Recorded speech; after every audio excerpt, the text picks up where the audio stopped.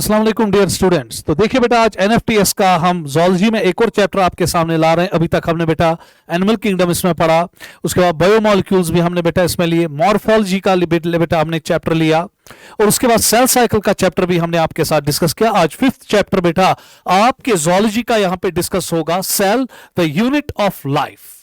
देखिए बेटा, कुल मिला के अगर हम यहां पर देखेंगे, इसमें मैं आपके साथ 65 क्वेश्चन जो है वो डिस्कस करूंगा। और जब हम नीट बेटा 2024 देखेंगे, इसमें जो नंबर ऑफ एक्सपेक्टेड क्वेश्चंस है, या तो 2 इससे आएंगे या फिर 3 क्वेश्चंस बेटा यहां से आते हैं इस चैप्टर से। तो इसलिए बेटा जुड़ जाइए अब मेरे साथ, और चलिए इन 65 क्वेश्चंस में बेटा हम कोशिश करेंगे कि वो तमाम क्वेश्चंस आपके नीट 2024 में आए जो बेटा हम यहां पे डिस्कस करेंगे। तो मेरा पूरा बेटा गारंटी आपको कि क्वेश्चन यहीं से आएंगे। चलिए बेटा, क्वेश्चन नंबर 1, आपका ज्यादा टाइम वेस्ट नहीं करेंगे। Which of the following is an incorrect statement. इसमें बेटा आप देखिएगा कि इनकरेक्ट स्टेटमेंट कौन सी है। थोड़ा बहुत आज मैं बेटा बोर्ड पे पीछे हटूंगा ताकि आपको तमाम जो बेटा स्टेटमेंट्स है, जो आपकी टेक्स्ट बुक से एक एक लाइन उठाई गई है, उस पर आपको नजर रहे। तो पहली स्टेटमेंट है, unicellular organisms are incapable of independent existence. नहीं बेटा, जो यूनिसेलर ऑर्गेनिजम्स है उनके पास सेल है, and cell is the basic unit of life. उनमें बेटा कुव्वत होती है कि वो अपनी इंडिपेंडेंट एग्जिस्टेंस दिखाए। यहां पे बेटा क्या लिखा है? इनकैपेबल। आपकी टेक्स्ट में कैपेबल लिखा है, इसलिए बेटा ये स्टेटमेंट यहां पे गलत। तो इसमें पहला ही ऑप्शन आपका गलत है। उसके बाद बेटा हम और भी ऑप्शंस देखेंगे, क्योंकि आपको यहां पे कुछ समझने को मिलेगा। All essential life functions can be performed also in unicellular organism. Yes बेटा, तभी तो जिंदा रहते हैं, तो ये स्टेटमेंट ठीक है। Anything less than a complete structure of a cell does not ensure independent living. Yes बेटा, क्योंकि अगर आपने वायरसेस के बारे में पढ़ा होगा बेटा, जो वायरसेस होते हैं इनमें जेनेटिक मटेरियल या तो डीएनए होता है या फिर आरएनए, और उसके इर्द गिर्द एक प्रोटीन कोट होता है, दैट्स कॉल्ड एज कैप्सिड, और कुछ एनवलप्ड होते हैं वायरस, कुछ नॉन एनवलप्ड होते हैं। इसलिए बेटा जो वायरसेस है वो सेल नहीं है। इसलिए बेटा अगर हम सेल थ्योरी के लिहाज से जाएंगे, वायरसेस जो है उनको बेटा हम लिविंग ऑर्गेनिजम्स में नहीं ला सकते हैं, क्योंकि वो सेल्स के नहीं बने हुए हैं। वही तो बेटा यहां पे इस पॉइंट में लिखा गया है, cell is the fundamental structural and functional unit of life of all living organisms। बेटा परफेक्ट स्टेटमेंट। तो इसका मतलब यह हुआ कि जो क्वेश्चन नंबर 1 है इसमें आपकी पहली स्टेटमेंट गलत है, तो आंसर आएगा इसका 1। तो मैं हटा बेटा, इसका आप स्क्रीनशॉट लीजिएगा, जल्दी जल्दी बेटा स्क्रीनशॉट लीजिए। चलिए नेक्स्ट क्वेश्चन। देखिए बेटा, यहां पे आपके टेक्स्ट बुक में कुछ बेटा डिस्कवरीज के बारे में लिखा गया है, तो वही तो हमने यहां पे लिया। सबसे पहले एंटोन वॉन लिविनहॉक। देखिए बेटा, एंटोन वॉन लिविनहॉक पहला ऐसा साइंटिस्ट था जिसने अपने माइक्रोस्कोप के नीचे लिविंग सेल देखी। तो दैट मींस कि बेटा पहला का अगर हम देखेंगे वो बी आएगा। उसके बाद रॉबर्ट ब्राउन जो है, इसको क्रेडिट जाता है कि इसने बेटा पहली बार न्यूक्लियस को डिस्कवर किया, तो भी जो सेकंड है उसका बेटा ए आएगा। उसके बाद शिवान अगर हम देखेंगे, शिवान और शिल्डन जो था, इन्होंने बेटा सेल थ्योरी को फॉर्मुलेट किया। यही तो थे जिन्होंने मिलजुल के बेटा एक सेल थ्योरी फॉर्मुलेट की और कहा कि cell is the basic and fundamental unit of life. और जो ये शिवान था, इसने बेटा आपको एक हाइपोथेसिस दी है, and that's called cell hypothesis. तो दैट मींस कि बेटा 3 के साथ डी आएगा। सो आज के बाद अगर आपको नीट में क्वेश्चन आएगा, cell hypothesis was given by, ये बेटा अकेले किसने दी थी? शिवान। हाँ, cell theory was formulated by, तो उस टाइम आप बेटा शिवान एंड शिल्डन लिखना। तो चलो बेटा अब यहां पर आप देखिएगा, फोर्थ का जब हम देखेंगे, that means formulated cell theory, तो 4 का सी आएगा। और रुडोल्फ विर्चो जो था, वो बेटा पहला बंदा था जिसने बेटा ओमिनिस सेल्यूला, इस सेल्यूला का कंसेप्ट दुनिया में बहुत आगे बढ़ाया और फिर फाइनल शेप दी सेल थ्योरी को। क्योंकि सेल थ्योरी में एक बहुत बड़ी प्रॉब्लम थी, वो बेटा बोलता था cell is the fundamental and basic unit of life, पर वो नहीं कहता था कि प्री एग्जिस्टिंग सेल कहां से आ रही है। और फिर उस उलझन को बेटा एक साइंटिस्ट ने सुलझा दिया जिसका नाम था रुडोल्फ विर्को, और इसने बेटा कहा कि cell arises from the pre existing cell, और सेल थ्योरी की बेटा इसने फाइनल शेप दी। तो दैट मींस कि फिफ्थ का जो ऑप्शन आएगा दैट इज ई। तो चलिए बेटा ढूंढिए कहां पे आपका बी ए डी सी ई। तो इत्तेफाकन बेटा पहली ऑप्शन में आपका ये आंसर लग रहा है। तो क्वेश्चन नंबर 2 का जो आंसर है वो 1 है। तो हटा मैं पीछे बेटा, आप इसका स्क्रीनशॉट जल्दी जल्दी लीजिएगा बेटा। नेक्स्ट, एक एक पॉइंट पे बेटा टेक्स्ट बुक के नजर रखिएगा। Next question, how many statements are related to Theodor Schwann. देखिए बेटा, थियोडोर शिवान एक साइंटिस्ट था। ये बहुत ही बड़ा बेटा बंदा था जिसने सेल थ्योरी में बेटा पार्टिसिपेट किया।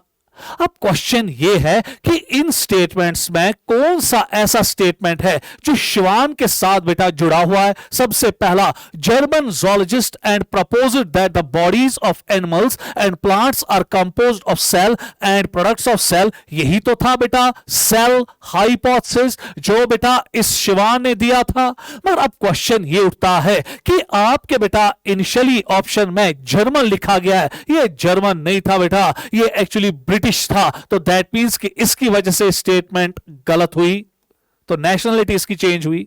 उसके बाद अगला, गेव सेल हाइपोथेसिस इन 1839। ना बेटा, इसने सेल हाइपोथेसिस जो है वो 1838 में नहीं 1839 में दिया, तो इसकी वजह से भी बेटा स्टेटमेंट गलत।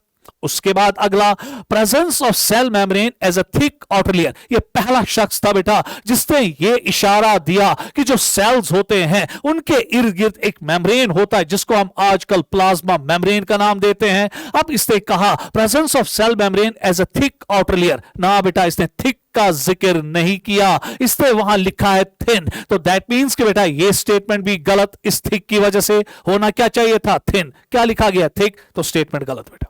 उसके बाद next, presence of cell wall is a unique character of plant cells. ये भी बेटा इसने कहा, ऑल्दो ये zoologist था मगर बेटा इसने कहा कि एनिमल सेल और प्लांट सेल को अगर हम देखेंगे, एनिमल सेल में आपको ये सेल वॉल नहीं मिलेगा, प्लांट सेल जो है वो सराउंड किए गए होते हैं सेल वॉल से। तो ये बेटा कंसेप्ट भी इसने पहली बार दुनिया को दिया। तो दैट मींस कि तमाम चार स्टेटमेंट्स में एक स्टेटमेंट जो है वो बेटा थियोडोर शिवान पे अप्लाई हो रहा है, तो आंसर आएगा 2, क्योंकि वहीं पे लिखा गया ओनली 1। सो दैट मींस कि क्वेश्चन नंबर 3 का जो ऑप्शन है वो बेटा 2 है। तो हटा में आप स्क्रीनशॉट लेते जाइएगा बेटा, प्लीज स्क्रीनशॉट साथ साथ लेते जाइएगा।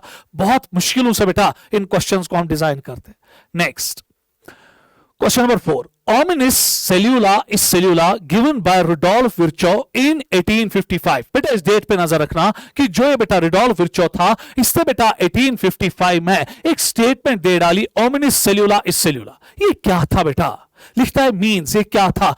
पहला, all plants and animals are made up of cells. ना बेटा, ओमिनिस सेलुला इस सेलुला का ये मकसद नहीं है। Cells are structural and functional units of life. No बेटा। उसके बाद, new cells are formed from pre existing cell. Yes बेटा, लिटरल मीनिंग ऑफ ओमिनिस सेलुला इस सेलुला का मतलब है new cells are formed from pre existing cell. तो ये स्टेटमेंट करेक्ट। तो क्वेश्चन नंबर 4 का जो ऑप्शन आएगा दैट इज 3। तो चले बेटा स्क्रीनशॉट इसका लीजिएगा जल्दी। नेक्स्ट क्वेश्चन बेटा, क्वेश्चन नंबर 5। एक एक लाइन बेटा मैं टेक्स्ट बुक पे चल रहा हूं, जब आप टेक्स्ट बुक पढ़ोगे तो एक एक लाइन आपको मिल रही है। मकसद ये नहीं है बेटा, मकसद फिनिशिंग टेस्ट सीरीज का जो मैं zoology कंडक्ट कर रहा हूं वो ये है कि आपकी नजर बेटा टेक्स्ट बुक पे एक एक लाइन पे पड़े, ताकि आपको ये पता चले कि हर किसी लाइन से एग्जामिनर क्वेश्चन बना सकता है। नहीं तो बेटा आप कहते हो इतनी सी छोटी सी टेक्स्ट बुक है, क्या एग्जामिनर करेगा, चाहेगा बेटा हर किसी लाइन से एक एक क्वेश्चन एक एक ऑप्शन बना सकता है। तो इसलिए बेटा वही तो मैं आपको यहां समझाने जा रहा हूं।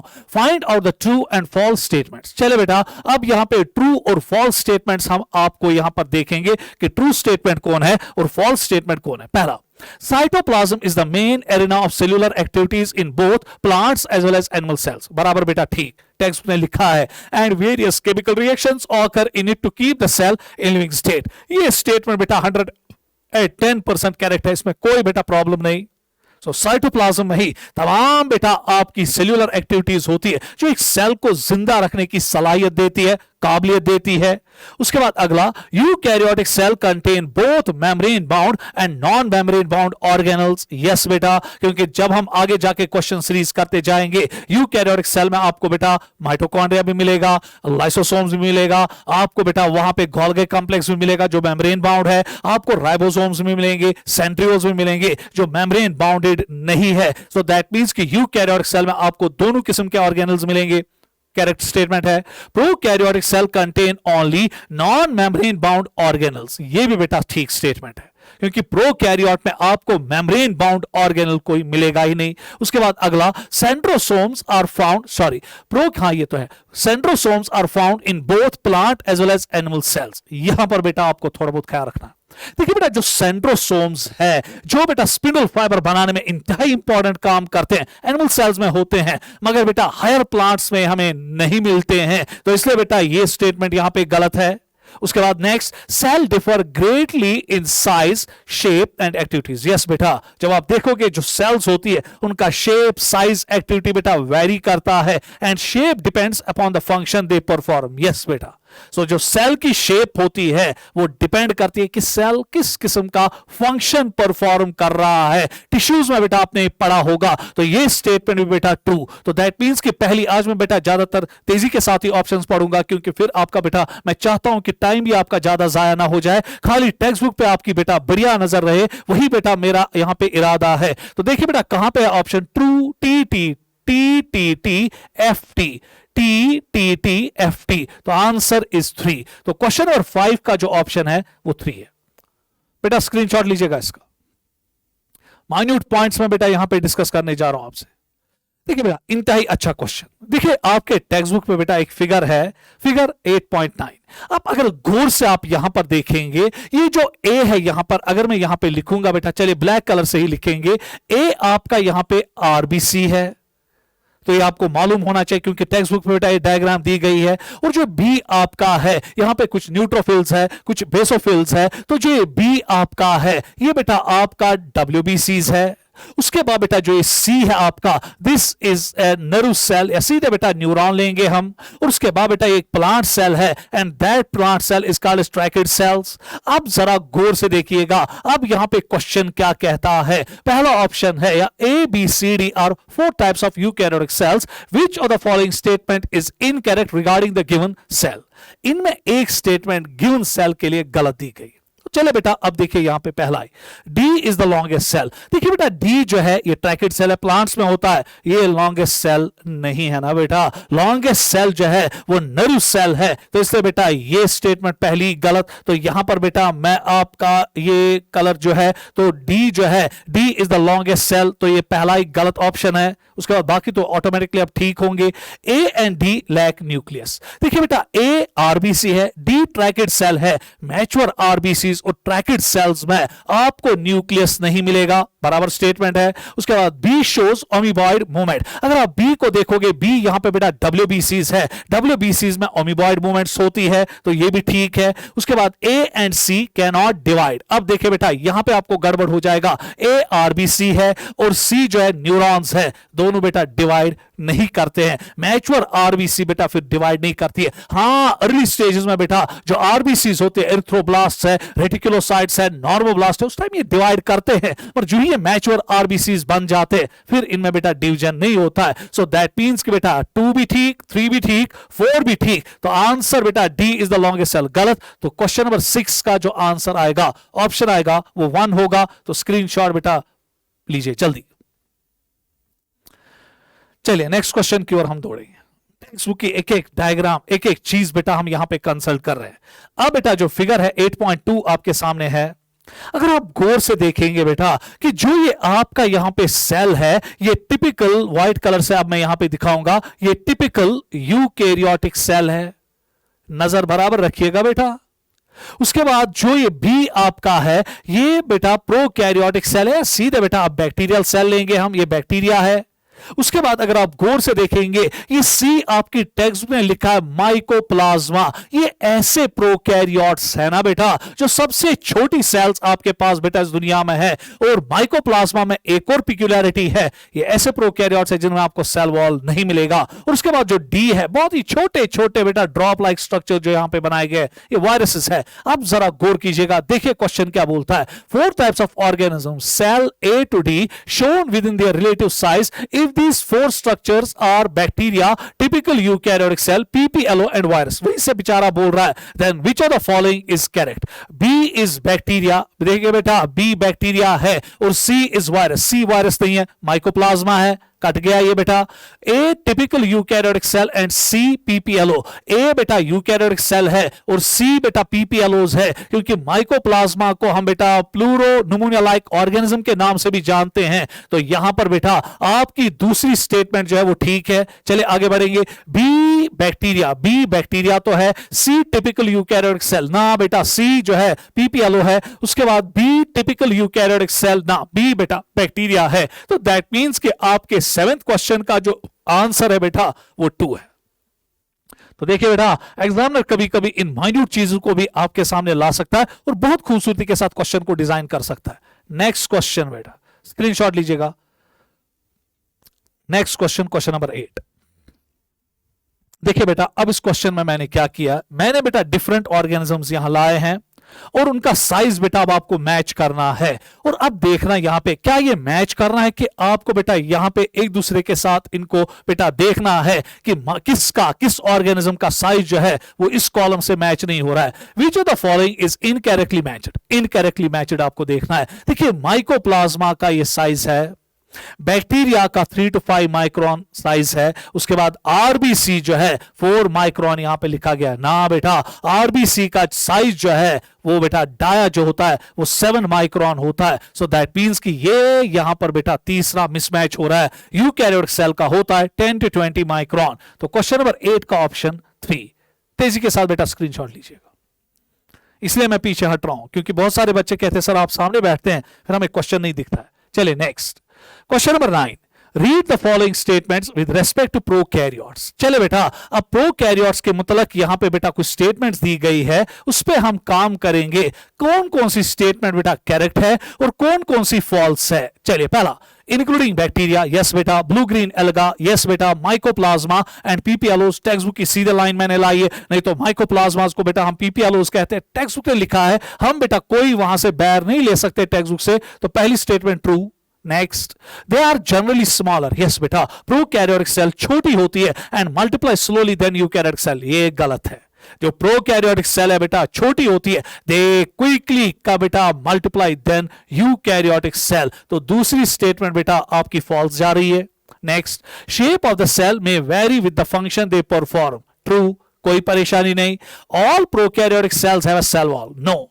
हर किसी प्रोकैरियोटिक सेल के पास सेल वॉल नहीं होता है। अभी मैंने आपको कहा कि पीपीएलओज बेटा इसकी एक्सेप्शन है, इसलिए बेटा ये स्टेटमेंट फॉल्स जाएगी। Next, well defined nucleus is absent, yes बेटा। प्रोकैरियोट्स में वेल डिफाइंड न्यूक्लियस नहीं, इसी पे तो इनका प्रोकैरियोट नाम पड़ा। DNA is double stranded, circular and without histone proteins, yes बेटा ये भी ठीक है, क्योंकि इनके जो क्रोमोसोम्स होते हैं, प्रोक्रोमोसोम्स होते हैं, इनका जो डीएनए होता है डबल स्ट्रैंडेड होता है, हेलिकल होता है, लीनियर नहीं सर्कुलर होता है। और इनमें बेटा आपको हिस्टोन प्रोटीन्स नहीं मिलेंगे, पॉलीअमाइंस इसके बजाय इनमें मिलते हैं। तो दैट मींस कि बेटा स्टेटमेंट जो है वो ट्रू है। In many bacteria circular DNA called plasmid confer resistance to antibiotics, yes बेटा ये भी ठीक है, क्योंकि बहुत सारे आपको बेटा बैक्टीरिया ऐसे मिलेंगे जिनमें आपको बेटा प्लाज्मिड्स मिलेंगे जो डबल स्ट्रैंडेड डीएनए सर्कुलर होता है और उनमें बेटा होते हैं एंटीबायोटिक रेजिस्टेंट जीन्स, जिसकी वजह से उनको किसी पर्टिकुलर एंटीबायोटिक से रेजिस्टेंस मिलती है, बचाव मिलता है। सो ये भी true. Prokaryotes lack organelles except ribosomes, ये स्टेटमेंट बेटा ट्रू है। तो चलिए बेटा देखिए अब कहां पे आपका ऑप्शन बनेगा, T F T F T T T, T F T F T T T. तो ऑप्शन बेटा दूसरा बन रहा है। तो क्वेश्चन नंबर 9 का जो आंसर है वो 2 है। तो नोट कीजिएगा बेटा, इसका स्क्रीनशॉट लीजिएगा जल्दी। नेक्स्ट क्वेश्चन बेटा, read the following statements. In bacterial cells envelope is made, यहां पे बेटा नजर रखना प्लीज, इस साल बेटा बहुत ज्यादा खतरा है बेटा सेल एनवलप का, जो आपको बेटा प्रोकैरियोट्स में मिलता है, पर्टिकुलरली बैक्टीरिया में। और फिर एग्जामिनर आपको कहेगा कि जो सेल एनवलप है उसमें कितने लेयर्स आते हैं, फ्रॉम आउटसाइड टू इनसाइड या इनसाइड टू आउटसाइड। 3 लेयर्स इसमें आते हैं बेटा, glycocalyx, cell wall and plasma membrane. From outside to inside, अगर इनसाइड टू आउटसाइड बोलेगा plasma membrane, cell wall, glycocalyx. तो चलिए, in bacterial cell envelope is made up of outer glycocalyx बराबर बेटा, middle cell wall and inner plasma membrane बराबर बेटा fit statement है, इसमें कोई परेशानी नहीं है। इस पे नजर रखना बेटा इस साल नीट में। each layer of cell envelope perform distinct function. yes बेटा, ग्लाइकोकैलिक्स का एक अलग फंक्शन होता है, सेल वॉल का अलग फंक्शन होता है, प्लाज्मा मेम्ब्रेन का अलग फंक्शन, पता है आपको बेटा. उसके बाद next, on the basis of differences in cell envelope and staining procedure bacteria में भी ग्राम नेगेटिव और ग्राम पॉजिटिव फिट. देखिए बेटा, ये सेल एनवेलप तय कर देता है कि जो बैक्टीरिया है क्या वो ग्राम पॉजिटिव है कि ग्राम नेगेटिव. अगर बेटा ग्राम स्टेन, एक साइंटिस्ट था जिसने बेटा स्टेनिंग प्रोसीजर डेवलप किया, नाम ग्राम था, तो अगर बेटा कोई बैक्टीरिया स्टेन को रिटेन कर रहा है, बाहर नहीं फेंक रहा है, तेजी के साथ बोलूंगा, वो ग्राम पॉजिटिव है. और अगर बेटा वो स्टेन को रिटेन नहीं कर पाता है, स्टेन को बाहर फेंकता है, जब उसमें बेटा स्टोन वॉशिंग हो जाती है, तो एट दैट टाइम बेटा इट्स ग्राम नेगेटिव. तो ये एनवेलप ही तय कर देता है क्या ये बैक्टीरिया स्टेन को रिटेन करेगा तो ग्राम पॉजिटिव कहलाएगा, और अगर स्टेन को रिटेन नहीं करेगा तो ग्राम नेगेटिव कहलाएगा. तो दैट मींस क्योंकि ग्राम नेगेटिव बैक्टीरिया में एनवेलप में एलपीएस होता है, लिपोपॉलीसैकेराइड, जो स्टोन वॉशिंग की वजह से डिसॉल्व होता है और उन पोर्स के जरिए बेटा स्टेन बाहर निकलता है, इसलिए स्टेन को बेचारे रिटेन नहीं कर पाते. तो ये स्टेटमेंट ठीक है, तेजी के साथ बोल रहा हूं, ठीक. उसके बाद क्योंकि टाइम नहीं है, next, loose sheath of glycocalyx is called as capsule. यहां पर बेटा गड़बड़ है. अगर ग्लाइकोकैलिक्स लूज है तो एट दैट टाइम बेटा उसको कैप्सूल नहीं कहते हैं, उसको हम स्लाइम लेयर कहते हैं. मैंने क्या लिखा बेटा, कैप्सूल, तो हो गया गलत. While as thick and tough glycocalyx, अगर ग्लाइकोकैलिक्स थिक होगा, टफ होगा, तो एट दैट टाइम बेटा उसको हम कैप्सूल कहते हैं. मैंने क्या लिखा, स्लाइम लेयर, उलट पुलट किया मैंने, तो इसकी वजह से बेटा स्टेटमेंट गलत. Next point, plasma membrane of bacteria structurally dissimilar to that of eukaryotes. इस पे नजर रखना बेटा, इस पॉइंट पे. देखिए, जब हम प्लाज्मा मेम्ब्रेन देखते हैं तो आपको पता है बेटा, फ्लूइड मोजाइक मॉडल जो सिंगर और निकोलसन ने दिया, तो वहां पे उन्होंने फॉस्फोलिपिड्स का जिक्र किया, वहां पे बेटा उन्होंने प्रोटीन्स का जिक्र किया, चाहे वो इंटीग्रल प्रोटीन्स हो, पेरिफेरल प्रोटीन्स हो, कार्बोहाइड्रेट्स का भी जिक्र वहां पे हुआ. क्या अगर हम देखेंगे कि जो बेटा बैक्टीरियल प्लाज्मा मेम्ब्रेन होता है और बेटा यूकैरियोटिक प्लाज्मा मेम्ब्रेन होता है, क्या इनमें कोई डिफरेंस होती है? स्ट्रक्चर के लिहाज से ना, स्ट्रक्चरली बेटा सेम होते हैं. तो इसलिए बेटा यहां पर ये स्टेटमेंट जो है ये गलत है. इस स्टेटमेंट पे बेटा मेहरबानी करके 2024 पे नजर रखना. तो चले बेटा, अब हमें यहां पर देखना है how many of the above are correct. कितने कैरेक्ट है यहां पे, 1 2 3. सो 3 बेटा यहां पे आप देखेंगे कैरेक्ट है और 2 इनकैरेक्ट है. तो ढूंढिए कहां पे आपका आंसर, ओनली 3. तो 3 फॉर 3, तो आंसर इज 3. नेक्स्ट बेटा, इसका फोटोग्राफ लीजिएगा. चलिए बेटा नेक्स्ट क्वेश्चन, क्वेश्चन नंबर 11 की ओर दौड़ेंगे और देखेंगे बेटा यहां पे अब हमें क्या करना है.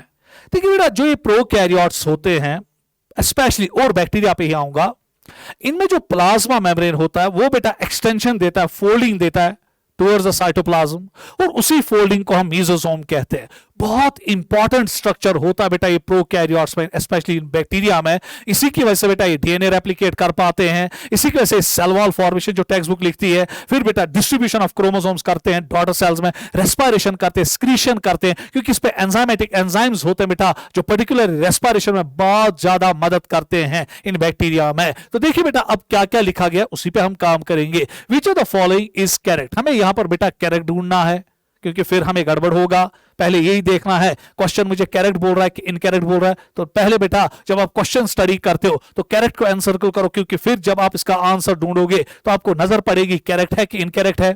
It's a special membranous structure, yes बेटा, formed by the extension of cell wall. ना बेटा, it's not the extension of cell wall, it's the extension of plasma membrane. तो यहां पर बेटा सेल वॉल लिखा गया, बेटा खत्म हो गई ये statement. Into the cell wall, into the cell and is characteristic of prokaryotic cell. यहां पर बेटा सेल वॉल आने की वजह से ये पूरी स्टेटमेंट खत्म हो गई. Next, they are in the form of vesicles, tubules and granules. अगर आप टेक्स्ट बुक पढ़ोगे बेटा, टेक्स्ट बुक में लिखा है कि जो ये आपके बेटा मीजोसोम्स होते हैं, जो ये एक्सटेंशंस होते हैं प्लाज्मा मेम्ब्रेन के साइटोप्लाज्म में, या तो ये वेसिकल फॉर्म में होंगे या तो ट्यूब्यूल फॉर्म में होंगे. मगर मैंने तीसरा क्या लिखा बेटा, ग्रेन्यूल्स. ना बेटा, ये ग्रेन्यूल फॉर्म में नहीं होते, ये प्लेट लाइक फॉर्म में होते हैं जिसको हम लैमिली कहते हैं. तो इसकी वजह से बेटा ये स्टेटमेंट गलत होना चाहिए था लैमिली, मैंने लिखा है ग्रेन्यूल्स, तो स्टेटमेंट गलत. Next point, they play an important role, अभी बोला मैंने, in the cell wall formation, बराबर बेटा, डीएनए रेप्लिकेशन, बराबर बेटा, and its distribution to daughter cells. ये स्टेटमेंट बेटा करेक्ट है. उसके बाद अगला, they don't have any role in respiration and secretion process. बेटा इनका बहुत बड़ा रोल होता है रेस्पिरेशन में भी और सिक्रीशन पे भी, क्योंकि इनमें बेटा एंजाइम्स होते इन पे, तो इसलिए बेटा ये स्टेटमेंट भी गलत। तो चले बेटा ट्रू देखिए, करेक्ट स्टेटमेंट देखिए, वो आपका आंसर आएगा 3। तो क्वेश्चन नंबर 11 का जो आंसर है बेटा वो 3 है। तो स्क्रीनशॉट लीजिएगा बेटा इसका। देखिए कैसे क्वेश्चन बेटा डिजाइन हो रहे हैं, प्लीज बेटा नजर रखिएगा। Next, chromatophores which contain pigment are present in the cytoplasm। Again बेटा जो ये प्रोकैरियोट्स होते हैं, स्पेशली बेटा जो ब्लू ग्रीन एल्गा या साइनोबैक्टीरिया इनमें है, वो फोटोसिंथेसिस रखने की सलाहियत रखते हैं। उनमें फोटोसिंथेसिस दिखाने की बेटा कैपेसिटी होती है, कुव्वत होती है। पता है क्यों? क्योंकि उनमें बेटा क्रोमेटोफोर्स होते हैं। अगेन ये प्लाज्मा मेम्ब्रेन से बेटा स्ट्रक्चर्स बर्ड ऑफ होते हैं और साइटोप्लाज्म में आते हैं। फिर इनके ऊपर बेटा पिगमेंट्स होते हैं जो बहुत ही इंपॉर्टेंट मदद करते हैं फोटोसिंथेसिस में। ये आपको बेटा खाली साइनोबैक्टीरिया में मिलेंगे, ब्लू ग्रीन एल्गा में मिलेंगे, जिनको बेटा हम प्रीवियसली ब्लू ग्रीन एल्गा कहते थे। तो ये बेटा आप याद रखिएगा, या तो ऑप्शन में साइनोबैक्टीरिया होगा या फिर एग्जामिनर बेटा ब्लू ग्रीन एल्गा जो पुराना नाम इसका था वो बेटा लेगा। तो क्वेश्चन को बेटा फोटो, इसका फोटो लीजिएगा, स्क्रीनशॉट लीजिएगा जल्दी।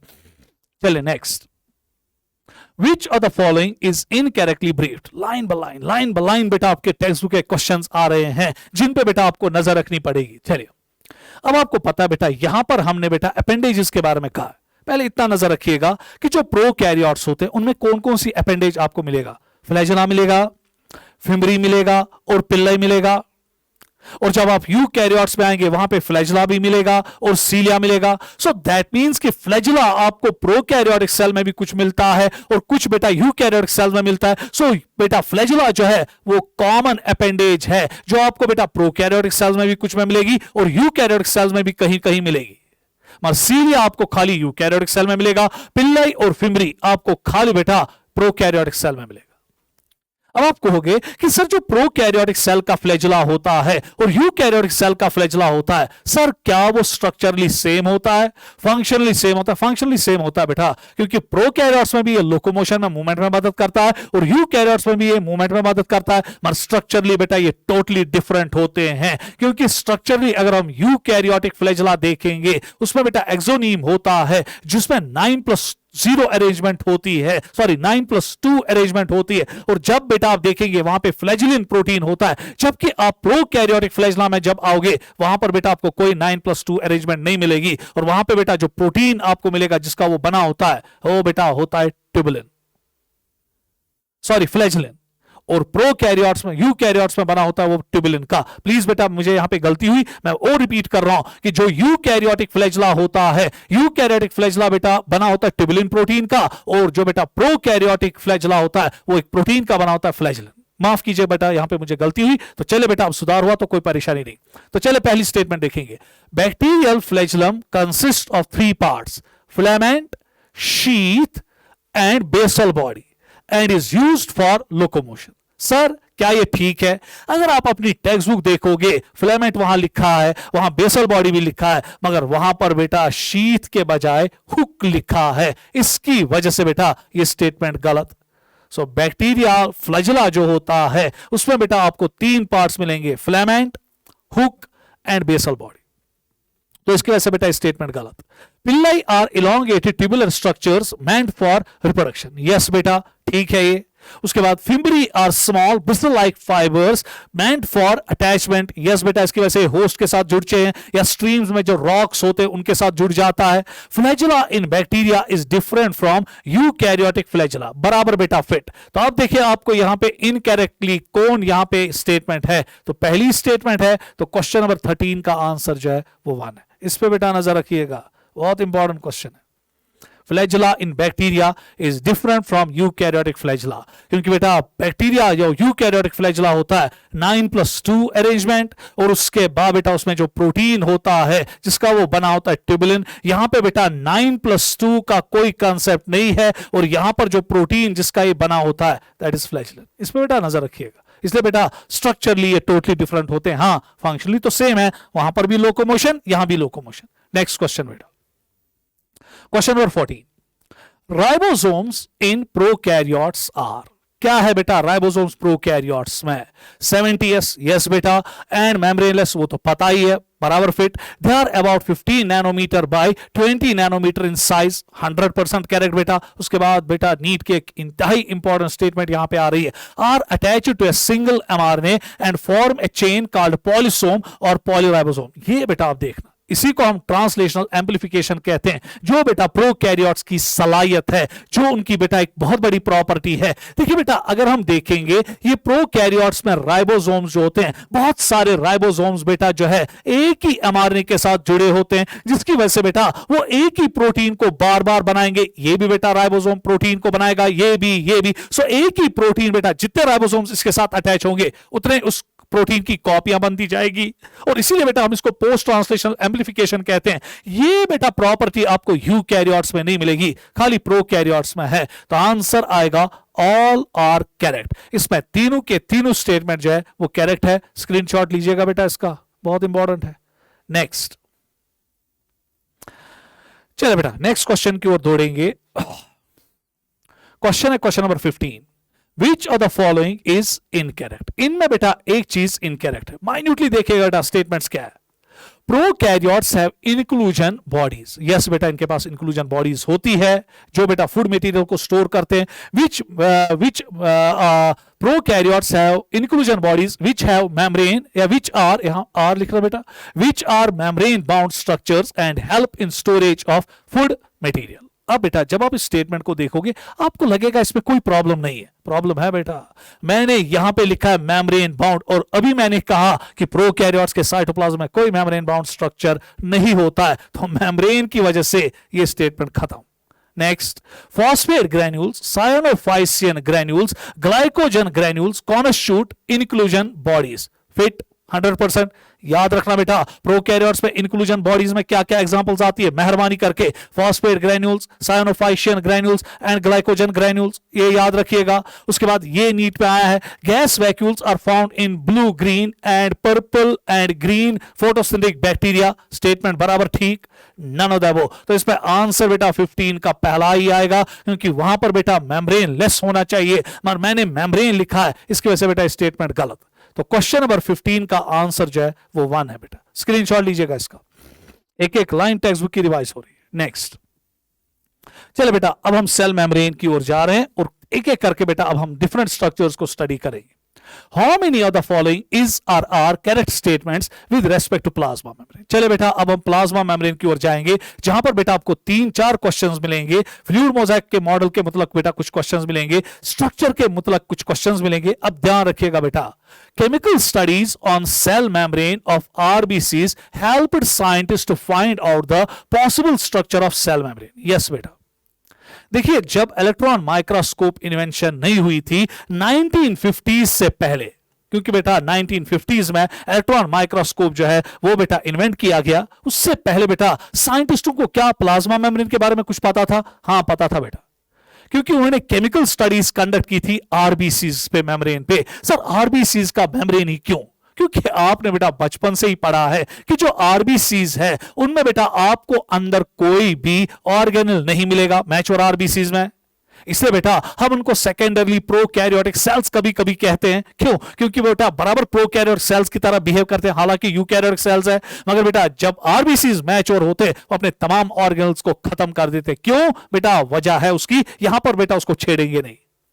अब क्वेश्चन ये उठता है कि क्यों आरबीसीज के मेम्ब्रेन को ही चुना गया? वजह है क्योंकि जब आरबीसीज का सेंट्रीफ्यूगेशन किया जाएगा उससे जो मेम्ब्रेन बाहर निकल के आएगा वो खाली एक्सक्लूसिव प्लाज्मा मेम्ब्रेन होगा ना, क्योंकि उसके अंदर और कोई मेम्ब्रेन नहीं है। इससे साइंटिस्ट जो है उनकी क्यों बेटा ज्यादा इंटरेस्ट आरबीसीज में ही होता था इलेक्ट्रॉन माइक्रोस्कोप इन्वेंशन से पहले। क्यों? क्योंकि आरबीसीज में खाली एक ही किस्म का मेम्ब्रेन है, दैट इज प्लाज्मा मेम्ब्रेन, जिसकी वजह से वो इजीली बेटा देख पाते कि प्लाज्मा मेम्ब्रेन की कंपोजिशन क्या है। हालांकि स्ट्रक्चर तभी पता चला जब इलेक्ट्रॉन माइक्रोस्कोप की इन्वेंशन हुई, मगर स्ट्रक्चर से पहले हमें पता था कि साइंटिस्टों को पता था कि जो प्लाज्मा मेम्ब्रेन है उसमें बेटा लिपिड्स है, उसमें प्रोटीन्स है, उसमें कार्बोहाइड्रेट्स है, क्योंकि केमिकल स्टडी से पता चला था आरबीसीज के मेम्ब्रेन पे। तो पहला बेटा ठीक है, इसमें कोई परेशानी नहीं है, टी फॉर ट्रू।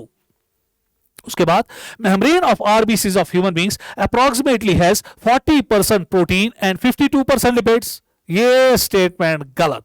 क्योंकि आपको पता ही नहीं होता है लिपिड्स कितने हैं, प्रोटीन्स कितने हैं, उलट पलट हुआ है। हकीकत में प्रोटीन्स 52% होते हैं और लिपिड्स बेटा 40% होते हैं। गलत स्टेटमेंट, तो F.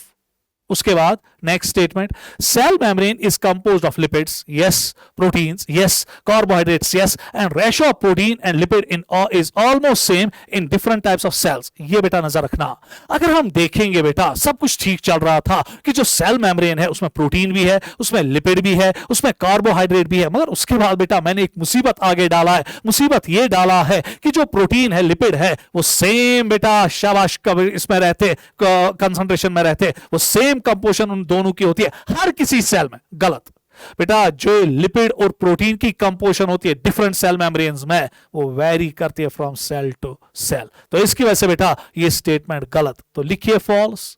Next, male lipids are phosphoglycerides. कल बोला था बेटा जब मैंने बायोमोलिक्यूल्स आपको पढ़ाया था, अगर आपको याद होगा, lecithin and cephalin, these are the phospholipids that are present in our cell membrane and they are called as phosphoglycerides, क्योंकि इनका पहला बेटा एस्टर बॉन्ड फैटी एसिड से होता है, दूसरा एस्टर बॉन्ड ग्लाइसरॉल का फैटी एसिड के साथ होता है, तीसरा एस्टर बॉन्ड बेटा फैटी एसिड का फॉस्फोरिक एसिड के साथ होता है, और फिर फॉस्फोरिक एसिड कोलिन के साथ जुड़ा होता है, तो एक स्ट्रक्चर बनता है, एक फॉस्फोलिपिड बनता है, दैट्स कॉल्ड एज बेटा लेसिथिन, जो मेन कंपोनेंट होता है बेटा आपके सेल मेम्ब्रेन का, जो उसको फ्लूइडिटी देता है।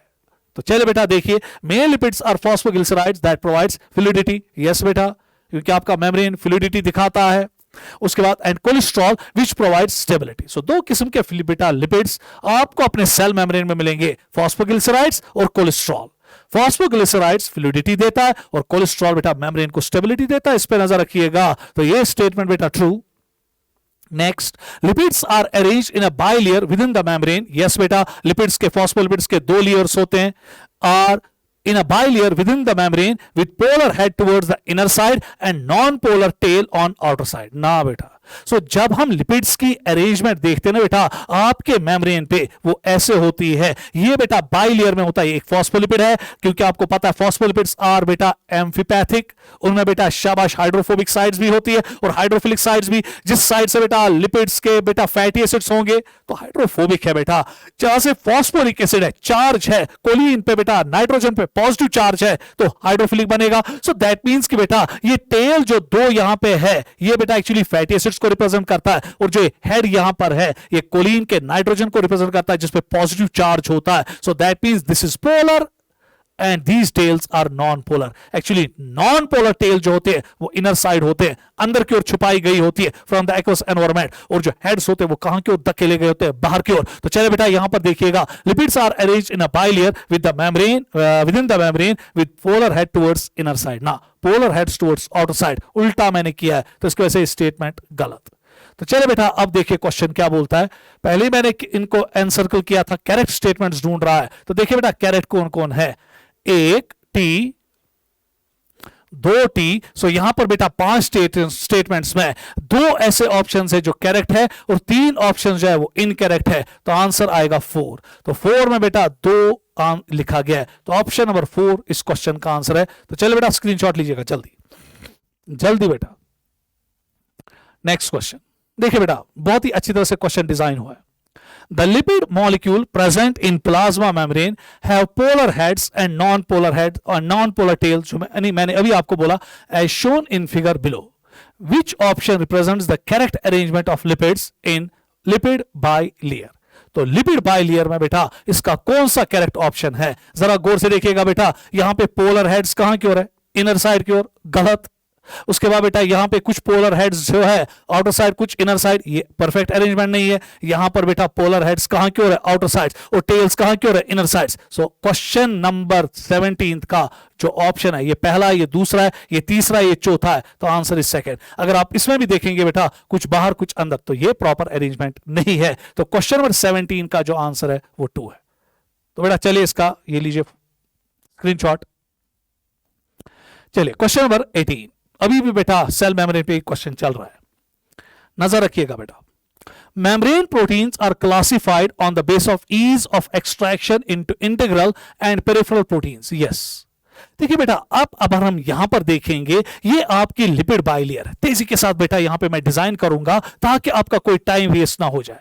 अब जो प्रोटीन्स होते हैं, क्योंकि lipid layer, phospholipid layer, bilayer होती है, कंटिन्यूअस रहती है, मगर जो बेटा आपके प्रोटीन्स होते हैं वो कंटिन्यूअस नहीं होते हैं। कुछ प्रोटीन्स बेटा अगर उनमें कंटिन्यूटी नहीं होती है, वो बराबर बेटा आइसबर्ग्स की तरह बेटा इस लिपिड के समंदर में फ्लोट करते हैं। कुछ बेटा अब प्रोटीन जो है वो सरफेस के साथ जुड़े होते हैं, और कुछ प्रोटीन्स बेटा इस बाइलिपिड लेयर के अंदर कंप्लीटली एम्बिड हुए होते हैं या पार्शली एम्बिड होते हैं। जो बेटा सरफेस पे होते हैं दे आर कॉल्ड एज बेटा शाबाश पेरिफेरल प्रोटीन्स, और जो बेटा पार्शियली एम्बिड होते हैं या कंप्लीटली प्रोटीन एम्बिड होते हैं फॉस्फोलिपिड बाइलेयर में, उनको हम बेटा इंटीग्रल प्रोटीन्स कहते हैं। ये बेटा आपने पढ़ा है। वही तो कह रहा है, क्या हम इन प्रोटीन्स को निकाल सकते हैं कि नहीं, इजिली एक्सट्रैक्ट कर सकते हैं कि नहीं? अगर ये इजिली एक्सट्रैक्ट होंगे तो सरफेस के साथ जुड़े होंगे तो पेरिफेरल प्रोटीन्स कहलाएंगे। अगर ये बेटा मुश्किल हमें एक्सट्रैक्ट करने होंगे, एक्सट्रैक्ट नहीं हो पाएंगे क्योंकि पार्शियली या कंप्लीटली एम्बिड हुए हैं बाइलिपिड लेयर में, तो एट दैट टाइम बेटा इनको हम कहते हैं इंटीग्रल प्रोटीन्स। तो पहली स्टेटमेंट तो ठीक है, इसमें कोई शक शुबा ना कोई प्रॉब्लम है बेटा। Next statement, peripheral proteins lie on the surface, yes beta, of the membrane and can be easily extracted. अभी तक सब कुछ ठीक चल रहा है। While as all integral proteins, all while as all integral proteins are totally buried in the membrane and cannot be extracted. बेटा सारे के सारे integral proteins कहां buried होते हैं? कुछ partially भी buried है ना, जो मैंने यहां पर दिखाया। तो इस ऑल की वजह से बेटा इस स्टेटमेंट की पूरी किस्मत ही खत्म हो गई, इस स्टेटमेंट का पूरा चार्म ही खत्म हुआ। तो ये फॉल्स स्टेटमेंट हुई, इनकरेक्ट स्टेटमेंट हुई। तो आंसर आएगा statement 1 is correct and statement 2 is incorrect. तो क्वेश्चन नंबर 18 का जो आंसर है वो 3 है बेटा। नोट कीजिएगा बेटा, देखिए ऑल लाने से पूरी स्टेटमेंट ही खत्म हो गई। चलिए नेक्स्ट क्वेश्चन, क्वेश्चन नंबर 19।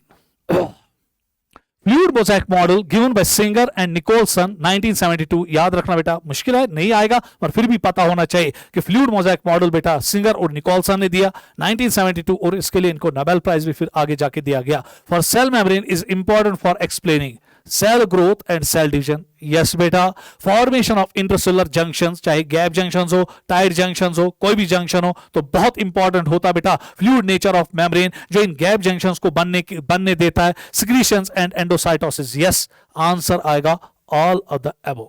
इस पे भी बेटा आप नजर रखिएगा, अभी तक ये क्वेश्चन नीट में नहीं आया, तो इस पे बेटा नजर रखिएगा।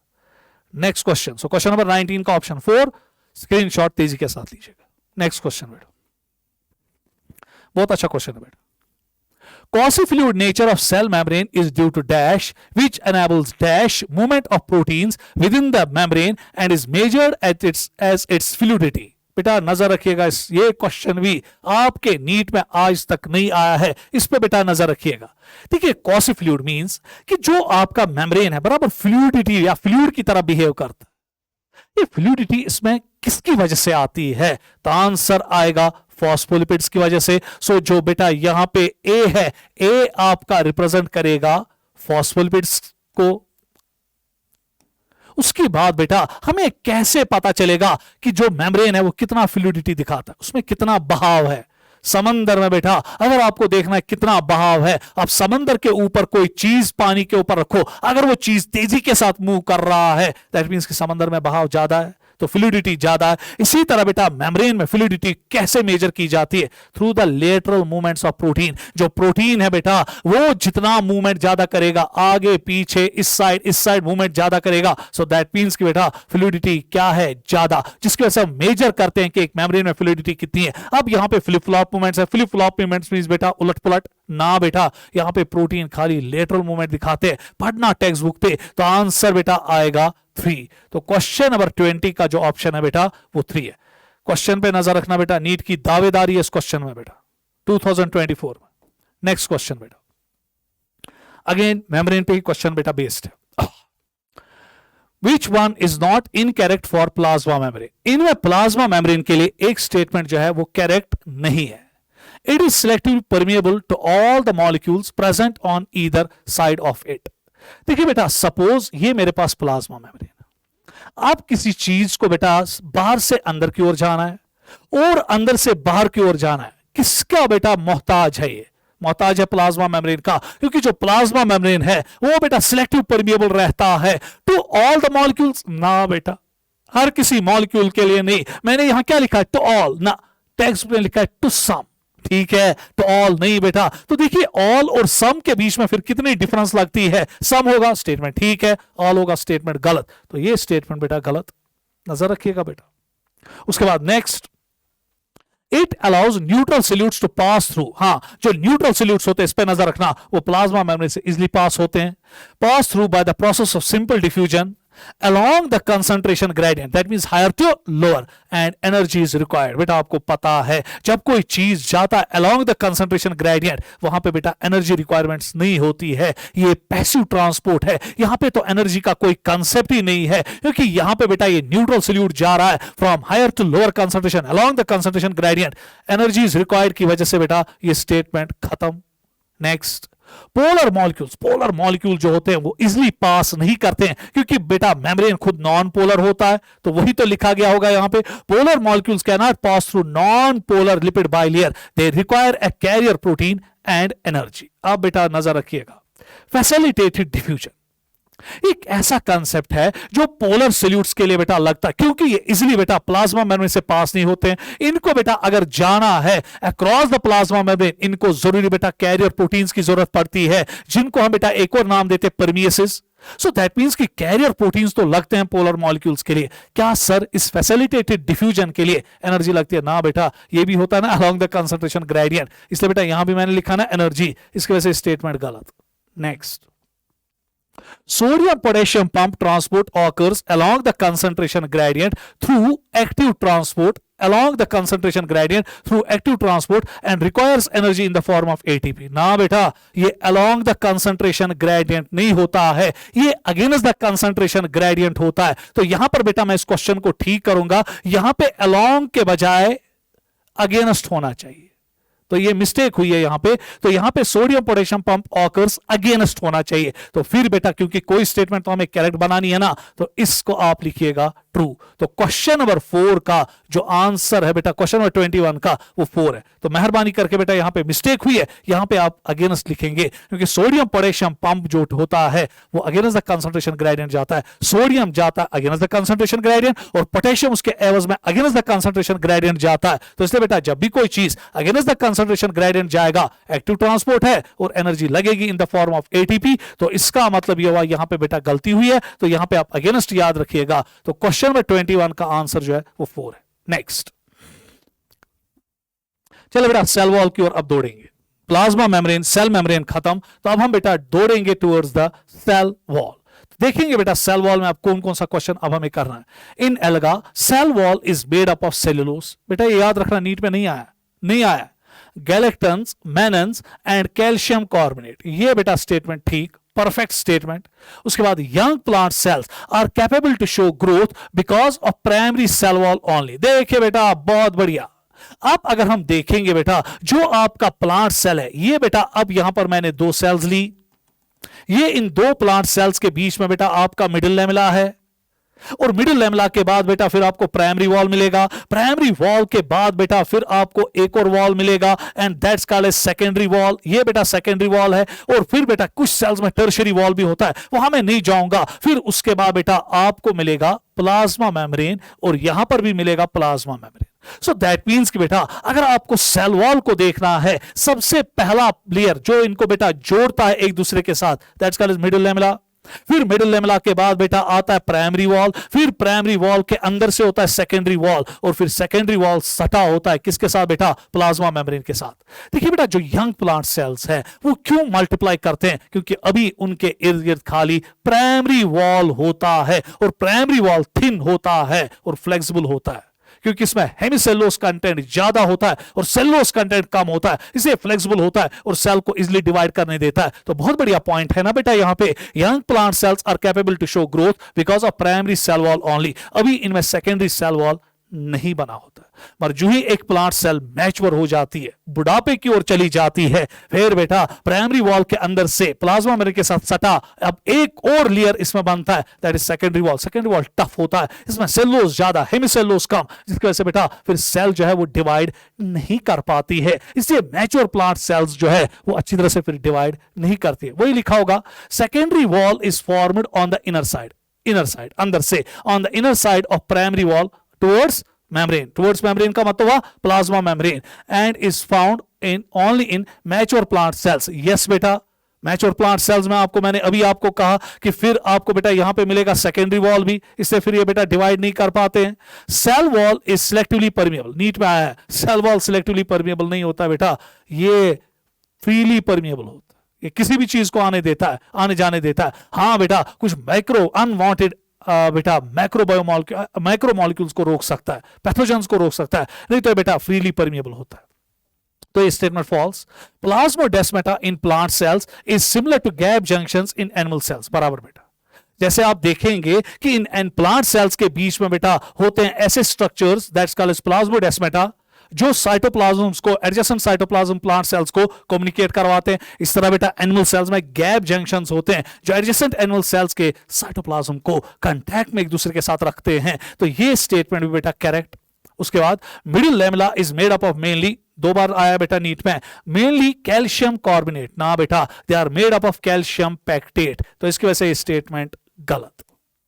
तो अब देखिए बेटा हमें क्या करना है, और ट्रू, ट्रू मींस कैरेट कितनी है, 1 2 3 4, 4 स्टेटमेंट्स बेटा यहां पे करेक्ट है और 2 इनकरेक्ट है। तो क्वेश्चन नंबर 22 का आंसर आएगा 1। नेक्स्ट क्वेश्चन बेटा, इसका स्क्रीनशॉट लीजिएगा, बहुत ही बढ़िया क्वेश्चन है बेटा।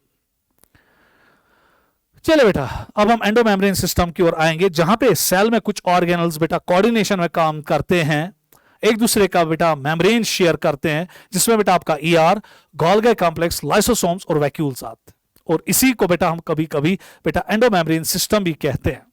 Which of the following represent the endomembrane system? NEET में आया बेटा आसान, ER, Golgi complex, vacuoles and lysosomes. क्यों? क्योंकि बेटा ये ऑर्गेनल्स एक दूसरे के साथ कोऑर्डिनेशन में काम करते हैं, अपने बेटा कंपोनेंट्स को शेयर करते हैं और इवन अपने मेम्ब्रेन्स को भी शेयर करते हैं, क्योंकि ईआर से गोल्गी कॉम्प्लेक्स बनता है, गोल्गी कॉम्प्लेक्स से ही लाइसोसोम्स और वैक्यूल्स बनते हैं। तो इसलिए बेटा ये कोऑर्डिनेशन में काम करते हैं 4 organelles. Next, read the following statements. अब बेटा यहां पे आप स्टेटमेंट्स को स्टडी कीजिएगा और उसके बाद ये बोलिएगा कि ये 3 स्टेटमेंट जो यहां पर दी गई है ये किस ऑर्गेनल को बिलोंग कर रहे हैं। Scene only under electron microscope, तो अंडर इलेक्ट्रॉन माइक्रोस्कोप आप बेटा एआर भी देखते हो खाली, बेटा राइबोसोम्स भी आपको खाली इलेक्ट्रॉन माइक्रोस्कोप में दिखाई देंगे, लाइसोसोम्स भी आपको इलेक्ट्रॉन माइक्रोस्कोप में दिखाई देंगे। अब क्वेश्चन ये उठता है कि किसको बेटा ये परटेन कर रहा है। Seen only under electron microscope as, अब बेटा आपको अच्छी तरह से इसका एक बेटा ये मिलेगा, बेटा क्या उसको इशारा मिलेगा, as a network of tiny tubular structures scattered in the cytoplasm. देखिए बेटा सबसे ज्यादा एंडोमेम्ब्रेन सिस्टम है जो ऑर्गेनल फैला हुआ होता है, स्कैटर्ड होता है आपके साइटोप्लाज्म में, और सबसे ज्यादा सरफेस एरिया लेकर चलता है आपके सेल में, और सबसे ज्यादा मेम्ब्रेन लेकर चलता है वह आपका ईआर है, क्योंकि स्कैटर्ड होता है किसमें बेटा, साइटोप्लाज्म में। So scattered in the cytoplasm, tiny tubular structures scattered in the cytoplasm, यही तो इशारा है, हो ना हो ये एंडोप्लाज्मिक रेटिकुलम है। Divides intracellular space into 2 distinct compartments, that is luminal and extraluminal. अब तो बेटा और ज्यादा इशारा मिला, क्योंकि ईआर बहुत ज्यादा फैला होता है, साइटोप्लाज्म को 2 कंपोनेंट्स में बेटा डिवाइड करता है, सेल के स्पेस को बेटा अंदर से 2 कंपोनेंट्स में डिसॉल्व बेटा डिवाइड करता है, एक तो अपने लिए स्पेस हासिल करता है और दूसरी स्पेस साइटोप्लाज्म के लिए रखता है। अगला, responsible for protein synthesis, yes बेटा, क्योंकि राइबोसोम्स को बेटा अटैचमेंट देता है आरईआर, और वहां पे ही बेटा प्रोटीन्स बनते हैं, फिर वो प्रोटीन्स बेटा चले जाते हैं आरईआर में, जहां पे वो स्टेबलाइजेशन लेते हैं, प्राइमरी लेवल से सेकेंडरी लेवल, सेकेंडरी लेवल से टर्शियरी लेवल, टर्शियरी लेवल से क्वार्टरनरी लेवल। इसीलिए हम आमतौर कहते हैं कि जो एक प्रोटीन होता है उसकी 2 माएं होती है, एक मां राइबोसोम जो उसको पैदा करती है और दूसरी मां जो उसको स्टेबल करती है, दैट इज ईआर। उसके बाद and synthesis of lipids and steroid hormones, SER पे बेटा स्टेरॉइड हार्मोन्स बनते हैं और बेटा आपके लिपिड्स बनते हैं, फॉस्फोलिपिड्स बनते हैं। सो दैट मींस कि बेटा 3 स्टेटमेंट जो यहां पर है, the above organelle is endoplasmic reticulum. तो क्वेश्चन नंबर 24 का जो आंसर है वो 4 है बेटा। नेक्स्ट क्वेश्चन अच्छी तरह से बेटा देखिएगा, सेल मत चेंज कर चले, चलो Question number 25. Statement. Rough endoplasmic reticulum bear ribosomes on their surface. Yes, beta. They are extensive and continuous with the inner membrane of nucleus and are observed in cells actively engaged in protein synthesis and secretion. सब कुछ ठीक चल रहा है. अगर बेटा जब आप इस स्टेटमेंट को पूरी तरह से देखोगे, ये न्यूक्लियर मेम्ब्रेन है, न्यूक्लियर मेम्ब्रेन आउटर मेम्ब्रेन है और इनर मेम्ब्रेन है. और बेटा आर का मेम्ब्रेन जो होता है वो कंटिन्यूअस होता है with outer membrane, inner membrane नहीं. यहां क्या लिखा है बेटा? Inner membrane of the nucleus. ना बेटा, आउटर मेम्ब्रेन होना चाहिए. स्टेटमेंट गलत. इसकी वजह से ये गड़बड़ कर रहा है. आउटर होना चाहिए था. क्या लिखा? इनर. खत्म. उसके बाद मैं क्यों ऐसे क्वेश्चंस ला रहा हूं? ताकि बेटा आपकी नजर बढ़े, ताकि आपको यह पता चले कि एग्जामिनर हमें कहां से घसीट के ला सकता है. Next, smooth endoplasmic reticulum SCR lack ribosomes. Yes बेटा, and are the major sites of NEET में आया है लिपिड्स, स्टेरॉयड हार्मोन सिंथेसिस. ये बेटा दूसरी स्टेटमेंट ठीक है. सो दैट मींस पहली स्टेटमेंट गलत और दूसरी स्टेटमेंट बेटा ठीक. तो ऑप्शन आएगा second. Statement 1 is incorrect and statement 2 is correct. So चलो बेटा 25th का आंसर जो है वो सेकेंड है. नेक्स्ट क्वेश्चन बेटा. अब हम बेटा गोल्गी एपैरेटस की ओर जा रहे हैं और देखेंगे बेटा कि गोल्गी एपैरेटस में अब हमें क्या क्या चीजें मिलेगी. Golgi apparatus remain in close association with the ER. अच्छी तरह से बेटा क्वेश्चन को देखिएगा. यहां पे मैंने रीजन असर्शन बीच में ही लाया है क्योंकि वहां पे मुझे एक क्वेश्चन मिला, मेरे दिमाग में आया कि मुझे यहीं पे डिस्कस करना चाहिए, नहीं तो मैं असर्शन रीजन बाद में डिस्कस कर रहा हूं. मगर मैं बेटा कुछ क्वेश्चंस असर्शन रीजन बीच में, क्योंकि उसकी वजह से मेरी बेटा जो टेक्स्ट बुक है उसकी कंटिन्यूटी आती है. Golgi apparatus remain in close association with ER. Yes बेटा, जहां ER वहां गोल्गी कॉम्प्लेक्स. क्यों? क्योंकि ER से बेटा जो प्रोटीन्स आते हैं उनको फिर पैक करना होता है. बेटा उनको पैक जरूरी कहां पे किया जाता है? Golgi complex. सपोज ये ER यहां पर है, उसके बाद बेटा जरा गौर से देखिएगा, ये ER है, ये बेटा अब आपका यहां पे गोल्गी एपैरेटस है, ये इसका फॉर्मिंग फेस है और ये इसका मैच्योरिंग फेस है. अब जरा गौर से देखिएगा, जो ये ER है ये विजिकल्स बनाता है जिनको हम ट्रांजिशनल विजिकल्स कहते हैं. जब ये बेटा ट्रांजिशनल विजिकल बनाता है, इसी में बेटा राइबोसोम्स के प्रोटीन्स होते हैं, फिर ये विजिकल्स मिल जाते हैं फॉर्मिंग फेज पे और बनाते हैं गोल्गी एपैरेटस की बेटा सिस्टर्नी. सो सिस्टर्नी बेटा बनी फॉर्मिंग फेज पे और उसके बाद बेटा फिर ये प्रोटीन्स आहिस्ता आहिस्ता आगे बढ़ते हैं और जब मैच्योरिंग फेज पे पहुंचते हैं वहां पे सिस्टर्नी बड़ ऑफ होती है और ये प्रोटीन पैक्ड प्रोटीन जो है इनके टारगेट्स बेटा फिर देखे जाते हैं. या तो बेटा इस पैक्ड प्रोटीन को जो बेटा राइबोसोम से पहले ER में आया, फिर ER की वजह से बेटा आया इनटू द गोल्गी कॉम्प्लेक्स, फिर गोल्गी कॉम्प्लेक्स ने इसको पैक किया. या तो ये प्रोटीन सेल के अंदर रहता है या फिर सेल के बाहर फेंका जाता है. इसलिए तो बेटा हम गोल्गी एपैरेटस को कहते हैं export house of the cell, traffic police of the cell. तो देखिए बेटा अब Golgi apparatus remain in close association with ER.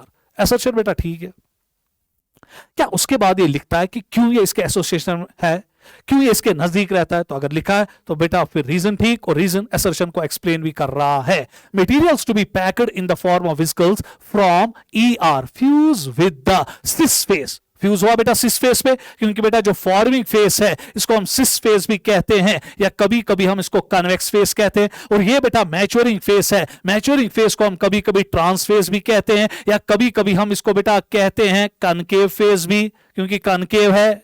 अब जरा गौर कीजिएगा, लिखता है कि with the cis face of Golgi apparatus and move towards the maturation face. Yes बेटा, सो असर्शन भी ठीक, रीजन भी ठीक और रीजन असर्शन की ट्रू एक्सप्लेनेशन दिखा रहा है. तो आंसर आएगा 1. नजर रखिएगा बेटा इस पे. Next question. Correctly identify the cell organelle with its most important function. देखिए बेटा अब यहां पर आपके पास एक ऑर्गेनल दिखाया गया और ये आपके टेक्स्ट बुक पे दिखाया गया है और ऑर्गेनल कोई अनजान नहीं है, ये गोल्गी एपैरेटस है. अब बेटा आपने पहचाना कि ये गोल्गी एपैरेटस है और गोल्गी एपैरेटस के प्रिंसिपली 2 काम है, एक तो पैकेजिंग करना और दूसरा ग्लाइकोलिपिड्स और ग्लाइकोप्रोटीन्स बनाना. दोनों क्वेश्चन नीट में आए हैं. तो ये बेटा option number 2 Golgi apparatus and synthesis of glycoproteins and glycolipids. तो क्वेश्चन नंबर 27 का आंसर 2 है. नजर रखिएगा बेटा इस पे. Next question.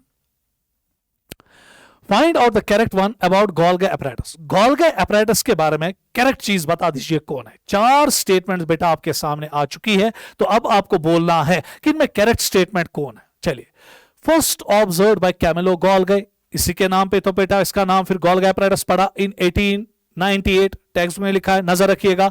As densely stained vesicular structures formed near the nucleus, nucleus के साथ ही होते हैं, कंसंट्रिकली उनके इर्द गिर्द अरेंज हुए होते हैं। अब क्वेश्चन ये उठता है, क्या ये स्टेटमेंट ठीक है कि नहीं? बहुत सारे बच्चों को बेटा लगेगा कि स्टेटमेंट ठीक है क्योंकि इसमें कहीं कोई प्रॉब्लम ही नहीं। प्रॉब्लम है बेटा, अगर आप गौर से देखेंगे, मैंने यहां पर लिखा है बेटा विजिक्यूलर, इन द फॉर्म ऑफ विजिक्यूलर, ना ये बेटा इन the form of plate like structures होता है। तो यहां पे अगर रेटिकुलर लिखा गया होता तो क्या मजा होता, तो स्टेटमेंट करेक्ट होती। मैंने क्या लिखा बेटा? विजिक्यूलर, स्टेटमेंट खत्म। देखिए क्या होता है बेटा एक चीज बदलने से।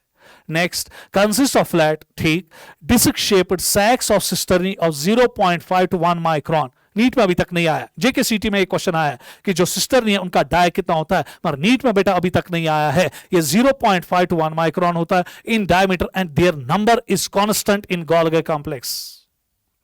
बेटा याद रखिएगा कि जो द नंबर ऑफ सिस्टर्नी है ये वेरी करता है from Golgi complex to Golgi complex. इस पे बेटा नजर रखिएगा, टेक्स्ट में ये लिखा है कुछ गोल्गी कॉम्प्लेक्स में 5 होंगे, कुछ में 10 होंगे, कुछ में 20 होंगे। क्लियर हुआ? सो ये वेरी करता है from apparatus to apparatus, from Golgi complex to Golgi complex. Statement गलत, कॉन्स्टेंट लिखा है, हाँ वेरी होता तो स्टेटमेंट ठीक थी। Cis phase is called as maturing phase, ना बेटा, cis phase is called as forming phase, जो मैंने अभी आपको बोला, और वो convex है, वो ठीक है। While as trans phase is called as concave and is also is concave and called as forming phase, ना trans phase is called as maturing phase, तो ये स्टेटमेंट भी गलत। उसके बाद cis and trans phases are entirely different, yes बेटा। अगर हम देखेंगे मेम्ब्रेन थिकनेस सिस्टर्नी की cis phase पे और मेम्ब्रेन थिकनेस बेटा सिस्टर्नी की ट्रांस फेस पे वो वेरी करती है, तो वो ठीक है, वेरी एंटायरली बट इंटरकनेक्टेड, मगर ये एक दूसरे के साथ इंटरकनेक्टेड होते हैं। ये बेटा स्टेटमेंट इसमें करेक्ट। इस स्टेटमेंट पे बेटा आप 2024 पे मेहरबानी करके नजर रखिएगा, और ये स्टेटमेंट मैंने इसलिए डेलिबरेटली करेक्ट रखी ताकि आपको उस पर नजर पड़े। Cis and trans faces are entirely different but interconnected. ये बेटा क्वेश्चन नंबर 28 का आंसर 4 है, ये ठीक स्टेटमेंट है। नेक्स्ट क्वेश्चन बेटा, अगेन गोल्गी कॉम्प्लेक्स पे ही स्टेटमेंट्स 2 आ रही है। थक गए बेटा, आज रोजा रखा था तो थक जाते ना। चलिए, read the following and select the correct option. Proteins synthesized by ribosomes on the ER are modified within the Golgi apparatus. Yes बेटा, and are released through cis phase. अभी बोला बेटा, cis phase पे बेटा प्रोटीन्स को लाया जाता है और फिर ट्रांस फेस से उसको बाहर निकाला जाता है। यहां पे क्या लिखा है? cis phase। स्टेटमेंट गलत। हाँ, अगर यहां पे बेटा ट्रांस फेस होता तो स्टेटमेंट बहुत बढ़िया होती। तो चले बेटा, स्टेटमेंट गलत हुई।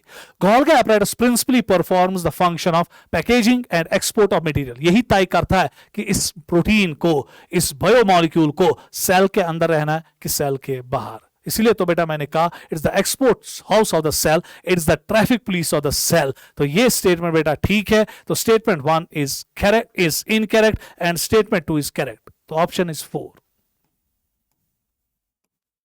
चलो बेटा, question number 30। Select the odd one out with respect to lysosomes।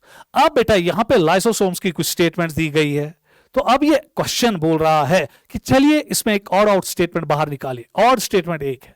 देखिए बेटा, इससे आगे पहले बढ़े, लाइसोसोम जो इलेक्ट्रॉन माइक्रोस्कोप में दिखते हैं, और जो लाइसोसोम्स हैं इनको हम सुसाइडल वैग्स भी कहते हैं, एटम बॉम्ब्स ऑफ सेल्स भी कहते हैं, स्कैवेंजिंग यूनिट्स भी कहते हैं, डिस्पोजल यूनिट्स भी कहते हैं। यह आपको पता होगा सारा, क्योंकि इनके अंदर बेटा तूफानी हाइड्रोलाइटिक एंजाइम्स होते हैं जो कार्बोहाइड्रेट्स को भी प्रोटीन बेटा डाइजेस्ट कर सकते हैं, लिपिड्स को भी, न्यूक्लिक एसिड्स को भी और प्रोटीन्स को भी। सो दैट मींस इनमें कार्बोहाइड्रेसेस भी होते हैं, इनमें बेटा लाइपेसेस भी होते हैं, प्रोटीएसेस भी होते हैं, न्यूक्लियसेस भी होते हैं, सल्फेटेसेस भी होते हैं, फॉस्फेटेसेस भी होते हैं। सो भरमार बेटा इनमें एंजाइम्स की होती है। लगभग बेटा 50 किस्म के एंजाइम्स आज तक हमने लाइसोसोम्स में देखे हैं जो लाइटिक एंजाइम्स है। तो चलिए वही बोलेगा, और मेम्ब्रेन बाउंड वेसिकुलर स्ट्रक्चर्स, ये वेसिकुलर स्ट्रक्चर्स होते हैं formed by the process of packaging in the Golgi complex. Yes बेटा, there is a relationship between the Golgi complex and lysosome. So Golgi complex जन्म देता है लाइसोसोम को, ER जन्म देता है गोल्गी कॉम्प्लेक्स को, और फिर गोल्गी कॉम्प्लेक्स जन्म देता है लाइसोसोम्स को। So there is relationship between बेटा, शाबाश, ER, गोल्गी कॉम्प्लेक्स, नजर बराबर रखिएगा, एंड लाइसोसोम्स। क्यों? क्योंकि ER जन्म देता है बेटा गोल्गी कॉम्प्लेक्स को, और गोल्गी कॉम्प्लेक्स जन्म देता है लाइसोसोम्स को। सो अगर बेटा हम यहां पर देखेंगे ये मदर है, ये डॉटर है, तो ये ग्रैंड डॉटर है। क्योंकि अब आप कहोगे सर मदर ही आपने क्यों लाया? सो गोल्गी कॉम्प्लेक्स की मदर जो है वो ER है। सर मदर ही क्यों लाया, फादर क्यों नहीं लाया? और बेटा मां ही जन्म देती है ना, बाप कहां जन्म देता है? तो इसलिए बेटा the relationship between the ER and Golgi complex is mother and daughter. अब सर गोल्गी कॉम्प्लेक्स को क्यों आप डॉटर मानते हो, इसको सन मानते नहीं मानोगे? क्योंकि बेटा इस गोल्गी कॉम्प्लेक्स को भी आगे जाके जन्म देना है ना, किसको? लाइसोसोम को। तो कैसे मैं गोल्गी कॉम्प्लेक्स को सन का दर्जा दूंगा? क्योंकि सन बेटा मर्द है और मर्द कभी जन्म नहीं देता है। इससे बेटा डॉटर गोल्गी कॉम्प्लेक्स है। अगर हम देखेंगे ER और लाइसोसोम के बीच में क्या रिलेशनशिप है? Grand mother. सो बेटा लाइसोसोम की जो ग्रैंड मदर है वो ER है। क्योंकि बेटा ग्रैंड मदर क्यों? क्योंकि बेटा इसकी बेटी जो है वो गोल्गी कॉम्प्लेक्स है, और गोल्गी कॉम्प्लेक्स एज ए बेटी जन्म देती है किसको? बेटा लाइसोसोम को। तो याद रखिएगा बेटा इस चीज को, आया है बेटा आपके एम्स में। अब जरा गौर से यहां पर देखिएगा, पहली statement correct, contain hydrolases, lipases, proteases and carbohydrases. तो यहां पर बेटा आपको यह लिखना है contain hydrolases in the form of lipases, proteases, carbohydrases, और इनमें बेटा न्यूक्लियसिस भी होते हैं। ये स्टेटमेंट भी ठीक। They are capable of digesting carbohydrates, proteins, lipids and nucleic acids. Yes बेटा। So अभी तक 3 के 3 statements correct. Are optimally active at a pH of 7। ना, ये गलत है बेटा, ये एक्टिव होता है at a pH of 4। इसीलिए बेटा इनको हम एक नाम देते हैं एसिड हाइड्रोलेसिस। सो याद रखिएगा बेटा कि जो लाइसोसोम के एंजाइम्स है उनको हम एसिड हाइड्रोलाइसिस का दर्जा इसलिए देते हैं because they are active at acidic pH and the pH is 4। यहां पे 7 लिखा है, इसकी वजह से स्टेटमेंट गलत। तो क्वेश्चन नंबर 30 का जो आंसर है वो 4 है। स्क्रीनशॉट लीजिएगा बेटा। चलिए नेक्स्ट क्वेश्चन देखिए बेटा, यहां पे वैक्यूल्स के बारे में क्वेश्चन दिया गया है, क्योंकि हमने पहले एंडोमेम्ब्रेन सिस्टम के 4 ऑर्गन्स देखे, ER, गोल्गी कॉम्प्लेक्स, लाइसोसोम और अब vacuoles. Match column 1 cell type with column 2 size and choose the correct option. तो चले बेटा ये नहीं देखना कॉलम 1 और कॉलम 2 को आपको मैच करना है। टोनोप्लास्ट, देखिए बेटा जो ये सेंट्रल वैक्यूल होता है इसके मेम्ब्रेन को हम अलग नाम देते हैं। नहीं तो आपके सेल के अंदर बेटा गोल्गी कॉम्प्लेक्स में भी मेम्ब्रेन है, ER में भी मेम्ब्रेन है, लाइसोसोम में भी मेम्ब्रेन है जो अभी तक आपने पढ़े, पर फिर भी बेटा हम नाम खाली वैक्यूल्स के मेम्ब्रेन को देते हैं। और वैक्यूल के मेम्ब्रेन को जो नाम हम देते हैं दैट्स टोनोप्लास्ट। क्यों भैया, क्यों इसका अलग नाम निकाला गया है? क्योंकि इसकी सिलेक्टिव परमिएबिलिटी बराबर बेटा प्लाज्मा मेम्ब्रेन जैसी होती है।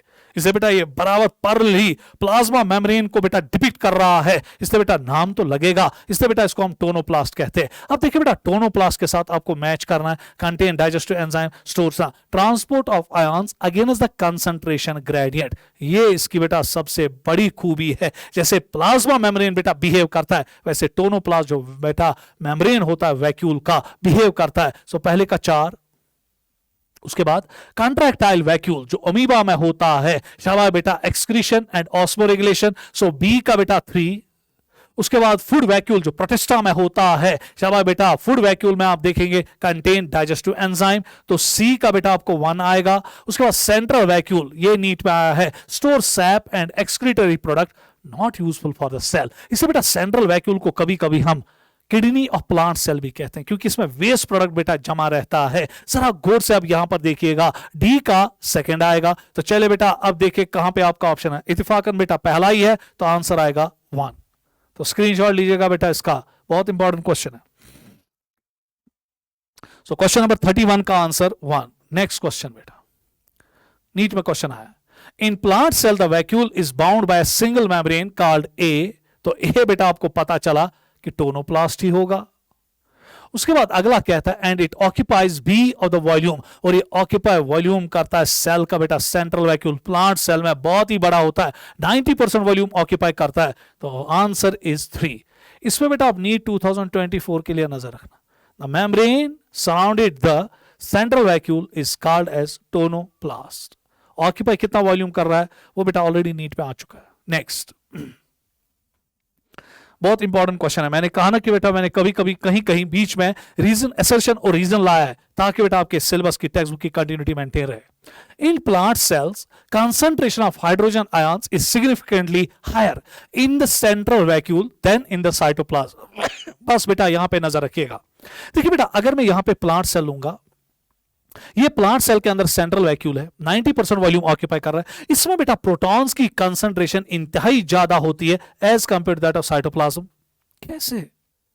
तो अगर बेटा नीचे लिखा गया होगा कि जो इसका मेम्ब्रेन होता है सेंट्रल वैक्यूल का, वो एक्टिवली ट्रांसपोर्ट प्रोटॉन्स करता है अगेंस्ट द कंसंट्रेशन ग्रेडियंट, फिर रीजन भी ठीक और रीजन एक्सप्लेनेशन को सपोर्ट भी कर रहा है। लिखा होगा वही बेटा, membrane that bounds vacuole facilitates the transport of H positive ions against the concentration gradient into the vacuole. वजह दे रहा है ना बेटा कि क्यों H पॉजिटिव आयंस आपके सेंट्रल वैक्यूल प्लांट सेल में ज्यादा होते हैं, क्योंकि उसका जो मेम्ब्रेन होता है बेटा वो एक्टिवली प्रोटॉन्स को लाता है फ्रॉम साइटोप्लाज्म और फेंक देता है इनटू द वैक्यूल, जिसकी वजह से वैक्यूल में प्रोटॉन्स की लेवल्स इंक्रीज होती है। So both A and R ठीक, एंड बेटा R is the correct explanation of A, इसीलिए तो आंसर 1 बनेगा। बेटा इसका स्क्रीनशॉट लीजिएगा, बहुत इंपॉर्टेंट है। Next question, mitochondria cure, which one is not the true for mitochondria. इसमें बेटा कुछ चीजें ऐसी है जो माइटोकॉन्ड्रिया को परटेन नहीं कर रहे हैं, जो माइटोकॉन्ड्रिया का बेटा शाबाश वायलेशन कर रहे हैं, जो पॉइंट्स बेटा माइटोकॉन्ड्रिया के साथ मैच नहीं हो रहे हैं, unless specifically stained are not easily visible under microscope. देखिए बेटा, ऑल्दो माइटोकॉन्ड्रिया एनिमल सेल का एक बहुत ही बड़ा लार्जेस्ट साइटोप्लाज्मिक ऑर्गेनल है, पर फिर भी बेटा ये हमें आमतौर लाइट माइक्रोस्कोप में नहीं दिखता है, क्योंकि इसका जो रिफ्रैक्टिव इंडिसी होता है वो बराबर साइटोप्लाज्म के साथ मैच करता है, और जब आप लाइट माइक्रोस्कोप में लाइट डालते हो, जो रिफ्लेक्शन बेटा साइटोप्लाज्म से लाइट की होती है उतनी ही माइटोकॉन्ड्रिया से भी हो रही है, इससे बेटा इसकी विजिबिलिटी क्लियर नहीं होती है। इसलिए बेटा हमें एक स्टेन लेना पड़ता है, that is called Janus green B, जिससे हमें माइटोकॉन्ड्रिया को स्टेन करना पड़ता है। तो ये स्टेटमेंट बेटा ठीक है, इसमें कोई परेशानी नहीं है। The number of mitochondria is constant irrespective of the physiological activity of the cell। ये गलत बेटा। जो सेल फिजियोलॉजिकली एक्टिव होती है, जिसको एटीपी ज्यादा चाहिए, मेटाबॉलिकली एक्टिव होती है, उसमें आप डेफिनेटली बेटा नंबर ऑफ माइटोकॉन्ड्रिया ज्यादा देखेंगे। और जो सेल्स बेटा ज्यादा फिजियोलॉजिकली एक्टिव या मेटाबॉलिकली एक्टिव नहीं होते, उनमें ऑटोमेटिकली आप नंबर ऑफ माइटोकॉन्ड्रिया कम देखेंगे। तो ये स्टेटमेंट बेटा गलत। These are sausage shaped, yes बेटा, or cylindrical having a diameter of 0.2 to 1 micron या average 0.5 and length of 1.0 to 4.1 micron। ये स्टेटमेंट बेटा तगड़ी, डायमेंशंस याद रखना नीट में। माइटोकॉन्ड्रिया के डबल मेम्ब्रेन बाउंड ऑर्गेनल, पहली बार बेटा डबल मेम्ब्रेन बाउंड ऑर्गेनल आया। एक तो बेटा माइटोकॉन्ड्रिया है, क्लोरोप्लास्ट है और न्यूक्लियस है। तो माइटोकॉन्ड्रिया पढ़ रहे हो जिसमें दो मेम्ब्रेन है, outer membrane, inner membrane, and each membrane have their own specific enzyme. Yes बेटा, इस मेम्ब्रेन के अपने एंजाइम्स है, इस मेम्ब्रेन के अपने एंजाइम्स है। आपने रेस्पिरेशन में पढ़ा होगा कि जो बेटा आपका इनर मेम्ब्रेन है माइटोकॉन्ड्रिया का, इसी पे इलेक्ट्रॉन ट्रांसपोर्ट चेन है, फिर इसकी जो फोल्डिंग्स है बेटा, जिसपे क्रिस्टी, जिसको हम क्रिस्टी कहते हैं, उनमें FOFI पार्टिकल्स है, जो बेटा शाबाश, जिन पे बेटा आपका ATP सिंथेसिस होता है। तो वो तो आपको सारा पता है। तो दैट मींस कि आउटर मेम्ब्रेन और इनर मेम्ब्रेन पे अपने अपने एंजाइम्स है, उनकी फंक्शन अपनी अपनी है, associated with the function and same surface area. ये बेटा स्टेटमेंट गलत, क्योंकि जो इनर मेम्ब्रेन है उसमें बेटा फोल्डिंग्स, इन फोल्डिंग्स होती है, जिनको हम बेटा क्या कहते हैं, क्रिस्टी। इसकी वजह से बेटा इनर मेम्ब्रेन का सरफेस एरिया आउटर मेम्ब्रेन से क्या होता है, ज्यादा। तो इसीलिए बेटा ये स्टेटमेंट गलत। तो देखिए बेटा कौन कौन सा ट्रू नहीं है। अब B एंड C ढूंढो, कहां पर है बेटा, सॉरी B एंड D, तो ढूंढो 3। तो answer is B and D, तो वो थर्ड ऑप्शन में फंसा हुआ है, तो आंसर इज 3। स्क्रीनशॉट लीजिएगा बेटा। चलिए नेक्स्ट क्वेश्चन, अगेन बेटा माइटोकॉन्ड्रिया पे ही क्वेश्चन है। Select the true and falls from the below. तो चले बेटा ट्रू और फॉल्स अब लीजिए इससे कि जो ये बेटा आपका माइटोकॉन्ड्रिया के बारे में लिखा गया है। Inner compartment of mitochondria is filled with a dense heterogeneous substance called matrix. It contains single circular DNA and 70 S ribosomes. लगता तो स्टेटमेंट ठीक है, क्योंकि आपने बचपन से ही पढ़ा है कि जो मेम्ब्रेन, इनर मेम्ब्रेन बेटा, जो इनर मेम्ब्रेन माइटोकॉन्ड्रिया का होता है, जो अंदर स्पेस वो पकड़ लेता है, दैट्स कॉल्ड मैट्रिक्स। और उसके बाद उसमें DNA भी है, डबल स्ट्रैंडेड सर्कुलर DNA भी है, और 70 S राइबोसोम भी है। क्या ये स्टेटमेंट ठीक है? गलत, क्योंकि यहां पर बेटा हेटेरोजीनस लिखा है, टेक्स्ट बुक में लिखा गया है होमोजीनस। तो इसकी वजह से बेटा स्टेटमेंट 1 गलत। आगे दौड़िए। Mitochondria are the sites of aerobic respiration. Yes बेटा, क्योंकि यहीं पे क्रब साइकिल होता है, फिर इलेक्ट्रॉन ट्रांसपोर्ट चेन भी होती है, जहां पर बेटा ऑक्सीजन फिर रिलीज हो जाता है, फाइनल एक्सेप्टर ऑफ इलेक्ट्रॉन्स जो होता है, तो फिर ऑक्सीजन भी वहीं पे बेटा रिलीज होता है, ये आपने पढ़ा है। उसके बाद माइटोकॉन्ड्रिया साइट्स एरोबिक रेस्पिरेशन का and are also called as power houses of cell, fit statement कोई परेशानी नहीं.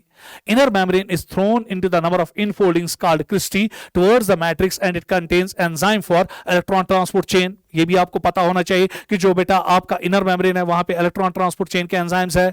Mitochondria arises from pre-existing mitochondria by a process called fission. Fission याद रखना बेटा, ये स्टेटमेंट भी ठीक. तो आंसर इसका आएगा एफ टी टी टी. तो कहां है बेटा आपका एफ टी टी टी? पहला ही ऑप्शन है बेटा एफ टी टी टी. तो आंसर इज 1.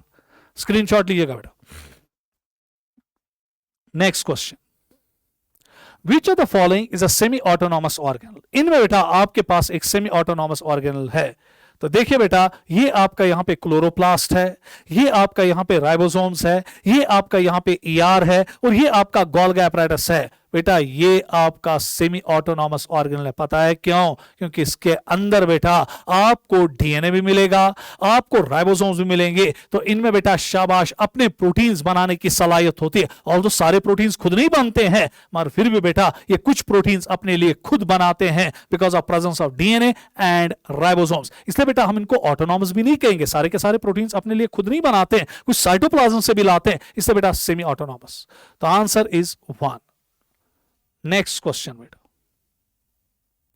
अगेन मैंने यहां पर बेटा रीजन और असर्शन का क्वेश्चन लाया है. अब मैं क्लोरोप्लास्ट की ओर आ रहा हूं, प्लास्टिड्स की ओर आ रहा हूं.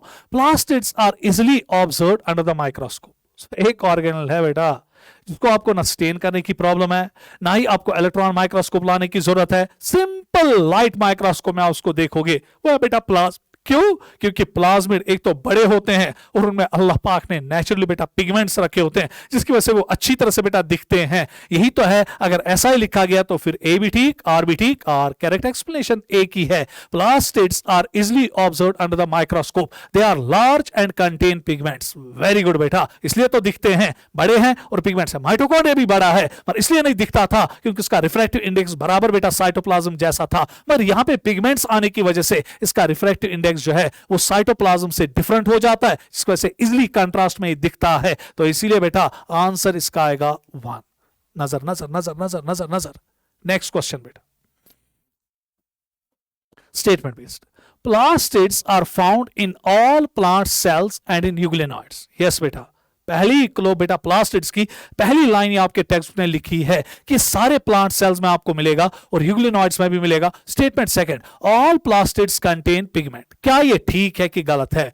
ये बेटा गलत है, क्योंकि आपको पता है कि जब हम प्लास्टिड्स को देखते हैं इनमें बेटा आपके लीकोप्लास्ट आते हैं, क्रोमोप्लास्ट आते हैं, क्लोरोप्लास्ट आते हैं और लीकोप्लास्ट जो होते हैं उनमें पिगमेंट्स नहीं होते हैं, दे आर कलरलेस. तो इसलिए बेटा पहली स्टेटमेंट ठीक, दूसरी स्टेटमेंट गलत. तो ऑप्शन आएगा 3.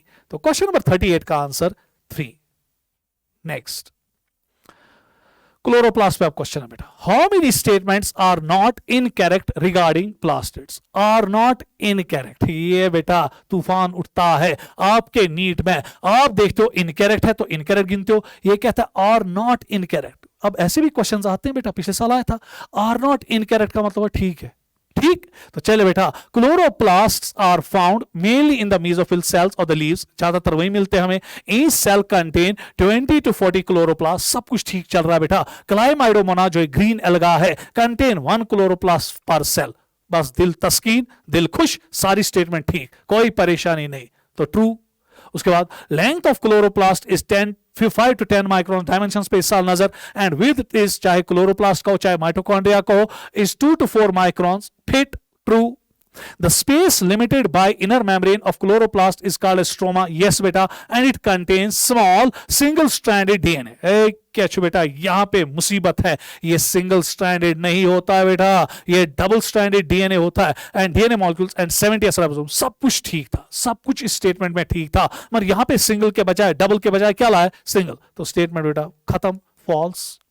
Photosynthetic pigments are present. इस पे नजर रखना बेटा नीट के लिए. Photosynthetic pigments are present in the thylakoid membrane. Yes बेटा, क्योंकि जब आप क्लोरोप्लास्ट को देखोगे ये भी डबल मेम्ब्रेन है. इसमें बेटा अंदर थाइलाकॉइड्स होते हैं जो एक दूसरे के ऊपर अरेंज हुए होते हैं. And those are called as grana. तो ये बेटा अब एक थाइलाकॉइड है जो इस पे बेटा अब ये थाइलाकॉइड का मेम्ब्रेन होता है. इसी में आपको बेटा ये फोटो पिगमेंट्स मिलेंगे. क्लोरोफिल हो, कैरोटेनॉइड्स हो या बाकी ज़ैंथोफिल हो, जितने भी बेटा इसमें आपको पिगमेंट्स मिलेंगे यहीं पे मिलेंगे जो फोटोसिंथेसिस बेटा दिखाते हैं. और जो स्पेस बेटा बेटा अब एनक्लोज कर रहा है थाइलाकॉइड, दैट्स कॉल्ड ल्यूमेन। तो इसीलिए बेटा ये स्टेटमेंट भी यहां पर बेटा आपकी करेक्ट है, कोई परेशानी नहीं है। ग्राना is the site of light reaction बेटा, क्योंकि आपने पढ़ा होगा कि जो फोटोसिंथेसिस है दो रिएक्शंस उसमें होती है, light and dark reaction. Light बेटा जो होती है, लाइट रिएक्शन लाइट में ही होती है, क्योंकि यहीं पे बेटा आपके जो बेटा थाइलाकॉइड मेम्ब्रेन पे पिगमेंट्स होते हैं वो लाइट को ट्रैप करते हैं। और फिर डार्क रिएक्शन स्ट्रोमा में होती है, चाहे C3 C4 साइकिल हो, उसके लिए लाइट चाहिए या नहीं भी चाहिए, जरूरत नहीं है। सो इसीलिए बेटा वो लाइट में भी हो सकता है और विदाउट लाइट भी हो सकता है। मान लाइट रिएक्शन खाली लाइट में होता है, तो ये स्टेटमेंट बेटा बराबर ट्रू। तो चले बेटा देखिए अब हमें क्या देखना है, ट्रू स्टेटमेंट सी देखनी है ना, आर नॉट इनकरेक्ट। तो 1 2 3 4, तो आंसर इज 3। फिर खुद भी चेक कीजिएगा, क्योंकि तेजी के साथ मैं यहां चल रहा हूं, कभी कभी गलती हो सकती है। तो मगर बेटा स्टेटमेंट में सीधे सीधे बोलता हूं, फिर आंसर में कहीं गलती होगी तो वो बेटा उसके लिए माफी चाहता हूं। तो मगर बेटा फिर आप भी देखा कीजिएगा कि सर ने कहां कहां से ट्रू लाया, 1 2 3 और 4 ट्रू है इसमें, तो आंसर आएगा 3। तो नेक्स्ट क्वेश्चन बेटा, चलिए अब यहां पर बेटा हमने लीकोप्लास्ट और क्रोमोप्लास्ट लाए। लीकोप्लास्ट की कुछ बेटा फॉर्म्स लाइए, बिकॉज लीकोप्लास्ट जो होते हैं उनमें कोई बेटा पिगमेंट नहीं मिलेगा and they are meant for storage of food. तो देखिए बेटा एलिरोप्लास्ट जो है वो प्रोटीन स्टोर कर रहा है, मिसमैच लाना है यहां पे, ठीक है। एलियोप्लास्ट बेटा फैट और ऑयल स्टोर कर रहा है, ठीक है। एमिलोप्लास्ट बेटा स्टार्च स्टोर करता है, जिसमें पोटैटो बेटा एक बेस्ट एग्जांपल है। क्रोमोप्लास्ट कंटेन ग्रीन पिगमेंट्स, ना बेटा क्रोमोप्लास्ट में ग्रीन पिगमेंट्स नहीं होते हैं, क्योंकि क्रोमोप्लास्ट बेटा फोटोसिंथेसिस नहीं दिखाते। They impart colour to fruits and flowers which are very very important for बेटा पॉलिनेशन बाय इंसेक्ट्स। तो इसमें बेटा आंसर आएगा 4। एंटोमोफिली में बेटा क्रोमोप्लास्ट का एक बहुत इंपॉर्टेंट रोल होता है। चलिए बेटा राइबोसोम्स की ओर दौड़ेंगे। These are the smallest cell organelles, हाँ यस, इसीलिए बेटा इनको इलेक्ट्रॉन माइक्रोस्कोप में देखा जाता है। Thus were first observed as loose granular structures under electron microscope by George Palade in 1953। ये बेटा डेट याद रखिएगा, इसलिए हम बेटा इन राइबोसोम्स को कभी कभी पैलेड पार्टिकल्स कहते हैं, और इसके लिए बेटा जॉर्ज पैलेड को नोबेल प्राइज भी मिला। अब क्वेश्चन ये उठता है, क्या ये स्टेटमेंट ठीक है? गलत है बेटा, क्योंकि अगर आप गौर से देखोगे यहां पे मैंने लूज लिखा है, ये लूज नहीं होते बेटा, ये डेंस ग्रैन्युलर पार्टिकल्स होते हैं। तो स्टेटमेंट खत्म। Next, they are composed of RNA and proteins and are membraneless, 100% correct बेटा। जो आपका राइबोसोम है एक सुप्रामोलिक्यूलर असेंबली है, जो बना होता बेटा आरआरएनए का, राइबोसोमल प्रोटीन्स का, राइबोसोमल आरआरएनए का या राइबोसोमल आरएनए का और बेटा प्रोटीन्स का बना होता है। तो ये स्टेटमेंट ठीक है, और इसमें मेम्ब्रेन नहीं होता है बेटा। Next, prokaryotic mitochondrial and chloroplast ribosomes are 70s, जिसमें 2 सब यूनिट्स होते हैं, लार्जर 50s, स्मॉलर 30s, ठीक है बेटा। While as cytoplasmic ribosomes in eukaryotes are 80s, ये भी ठीक, जिसका एक छोटा सब यूनिट 40s होता है और बेटा लार्जर सब यूनिट 60s होता है। एस जो यहां पर है Svedberg unit stands for sedimentation coefficient, बहुत इंटरेस्टिंग टॉपिक है, मैं टाइम नहीं है बेटा क्या करे। And it is directly a measure of density and size, ना बेटा it is indirectly a measure of density and size. यहां पे मैंने क्या लिखा बेटा, डायरेक्टली नहीं, इनडायरेक्टली होता है, तो false statement. Also called as organelle within organelle, ribosome को बेटा हम ऑर्गेनल विद इन ऑर्गेनल क्यों कहते हैं? क्यों? क्योंकि बेटा क्लोरोप्लास्ट में ये रहता है, माइटोकॉन्ड्रिया में रहता है, chloroplast is organelle, mitochondria is organelle. सब जब एक ऑर्गेनल के अंदर रह रहा है, वन होना राइबोसोमस बेटा, इसको हम बोल सकते हैं ना organelle within organelle. That means कि बेटा ये स्टेटमेंट भी करेक्ट है। सो अब जरा गौर से देखिएगा बेटा, यहां पे कौन कौन सी स्टेटमेंट अब हमें देखनी है रिगार्डिंग राइबोसोम्स आर इनकरेक्ट। आपको यहां पे इनकरेक्ट देखना, एक तो इनकरेक्ट एक है और 2 है, सो 2 स्टेटमेंट्स यहां इनकरेक्ट है। तो क्वेश्चन नंबर 41 का आंसर 1 है बेटा। नेक्स्ट क्वेश्चन बेटा, साइटोस्केलेटन की ओर आएंगे, सीधे लाइन में बेटा, सिलेबस में मैं चल रहा हूं। These are represented by microfilaments। मेहरबानी करके बेटा 2024 में याद रखना कि साइटोस्केलेटन में क्या क्या आता है। एक तो इसमें माइक्रोफिलामेंट्स आते हैं, इंटरमीडिएट फिलामेंट्स आते हैं और माइक्रोट्यूब्यूल्स आते हैं। मेहरबानी करके बेटा इसको 2024 के लिए याद रखना। सो पहला ऑप्शन करेक्ट है। These help in mechanical support, motility and maintenance of cell shape, ये भी ठीक है बेटा। उसके बाद these help in muscular contraction, formation of pseudopodia and spindle fibers, ये भी ठीक है। all of these are correct, इसमें सारे के सारे बेटा करेक्ट है। तो क्वेश्चन नंबर 42 का जो आंसर आएगा वो 4 आएगा। नेक्स्ट क्वेश्चन, चलिए, how many statements are incorrect about cilia and flagella. अब बेटा हम मूव कर रहे हैं सीलिया और फ्लैजेला की ओर। इससे पहले कि बेटा आपको सीलिया और फ्लैजेला और सेंट्रियोल के बारे में पता हो, तो मैं यहां पर बेटा आपको एक चीज बोलने जा रहा हूं। देखिए बेटा, अगर मैं सेंट्रियोल को लूंगा, प्लीज बेटा यहां पे नजर रखिएगा, सेंट्रियोल में जो अरेंजमेंट होती है 9+0, नजर रखिएगा बेटा। और जो सीलिया में बेटा और फ्लैजेला में अरेंजमेंट होती है बेटा, यहां पे मैंने बोर्ड को चेंज किया ताकि आपको बेटा पता चले, क्योंकि बहुत सारे बच्चे यहां पर बेटा परेशान होते हैं, उनको समझ ही नहीं आता ये 9+0 क्या है और 9+2 क्या है। देखिए बेटा, अगर हम सेंट्रियोल में जाएंगे, अरेंजमेंट 9+0 है, क्योंकि बेटा पेरिफ्री पे तेजी के साथ बनाऊंगा मैं 3 ट्रिपलेट फाइब्रिल्स होते हैं, 9, हर किसी में 3-3 सब यूनिट्स होते हैं। नजर बराबर रखिएगा बेटा, 1 2 3 4 5 6 7 8 और 9। सो 9 ट्रिपलेट फाइब्रिल्स होते हैं बेटा इसके पेरिफ्री पे, और बीच में बेटा आपको मिलेगा एक सेंट्रल हब। सेंट्रल हब का मतलब प्रोटीनेशियस। ये बेटा यहां पे माइक्रोट्यूब्यूल नहीं है, ये हब है। अब जरा गौर से बेटा यहां पर देखिएगा। अब यहां पर मैं क्या आपको समझाने जा रहा हूं, ये बेटा यहां पर अगर हम देखेंगे, ये बेटा बने होते हैं कुल मिला के शाबाश बेटा 3 सब यूनिट्स का, A B C, A B C, A B C, A B C, A B C, A B C, A B C, A B C, A B C. बना है बेटा कि नहीं? उसके बाद बेटा अब इनको जोड़ता है एक दूसरे के साथ सी ए लिंकर्स। ये बेटा सी ए लिंकर्स एडजेसेंट ट्रिपलेट फाइब्रिल्स को एक दूसरे के साथ जोड़ते हैं। उसके बाद बेटा एडजेसेंट ट्रिपलेट फाइब्रिल्स के साथ ये सी ए लिंकर्स जुड़ जाते हैं, और फिर बेटा ये सब यूनिट हर किसी का बेटा ट्रिपलेट फाइब्रिल का जुड़ा होता है with central hub by spokes. ये बेटा अब आपके सेंट्रियोल का 9+0 अरेंजमेंट है, जिसको हम कार्ट व्हील लाइक अपीयरेंस कहते हैं, क्योंकि बीच में बेटा कोई माइक्रोट्यूब्यूल नहीं है। यहां पर बीच में बेटा solid proteinaceous rod like structure होता है, दैट्स कॉल्ड एज हब। इसके बरक्स बेटा अगर हम सीलिया और फ्लैजेला पे आएंगे, देखिए बेटा सीलिया और फ्लैजेला में क्या होता है, प्लीज बेटा अब यहां पे नजर रखिएगा। इसमें पेरिफ्री पे 9 फाइब्रिल्स होते हैं, मगर हर कोई फाइब्रिल बेटा डुप्लेट फॉर्म में होता है। 1 2 3 4 5 6 7 8 9। ओ बेटा यहां पे कितने फाइब्रिल्स है? ट्रिपलेट। यहां पे कितने? Doublet. This is A B. नजर रखिएगा बेटा, तेजी के साथ इसको खत्म करेंगे।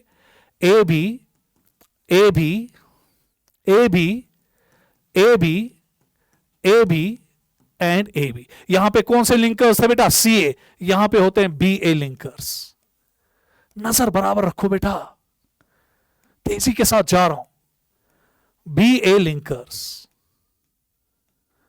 ठीक। उसके बाद बेटा अब देखिए बीच में यहां पे क्या होता है। यहां पे बीच में बेटा 2 माइक्रोट्यूब्यूल्स होते हैं। सो यहां पे बेटा रॉड लाइक स्ट्रक्चर था हब, यहां पे 2 बीच में माइक्रोट्यूब्यूल्स होते, इसलिए आया ना 9+2। उसके बाद बेटा इनको अब जोड़ता है एक स्ट्रक्चर एक दूसरे के साथ, and these structures are called as bridges. B and B means bridges. So central tubules microtubules को जोड़ता है ब्रिजेस, और इनके इर्द गिर्द बेटा एक शीथ लाइक स्ट्रक्चर होता है, and that's called as central sheath. So this is the central sheath. यहां पे मैं लिखूंगा CS सेंट्रल शीथ। फिर बेटा सेंट्रल शीथ के साथ जुड़े होते हैं बेटा शाबाश A subunit of each doublet fibril by spokes. ये है बेटा आपका सीलिया और फ्लैजेला। तो देखिए बेटा सेंट्रियोल में ट्रिपलेट फाइब्रिल, यहां पे डुप्लेट फाइब्रिल, 9 यहां भी पेरिफेरल माइक्रोट्यूब्यूल्स है, यहां भी 9 पेरिफेरल माइक्रोट्यूब्यूल्स है, मगर ये ट्रिपलेट फॉर्म है, ये डुप्लेट फॉर्म है। यहां पे कंपोनेंट है ए बी सी, यहां पे ए बी सी नहीं होता है। यहां पे जो बेटा एडजेसेंट ट्रिपलेट फाइब्रिल्स को जोड़ता है सी ए लिंकर्स, यहां पे जो एडजेसेंट बेटा डुप्लेट फाइब्रिल्स को जोड़ता है बी ए लिंकर्स। उसके बाद बेटा बीच में यहां सेंट्रल हब है जो स्पोक्स के साथ जुड़ा होता है। यहां पर बेटा बीच में 2 माइक्रोट्यूब्यूल्स है 1 और 2 जो जुड़े होते हैं बेटा ब्रिजेस के जरिए। इनके इर्द गिर्द बेटा शीथ होता है, और इसी शीथ के साथ बेटा A subunit of each doublet fibril जुड़ा होता है with the help of spokes.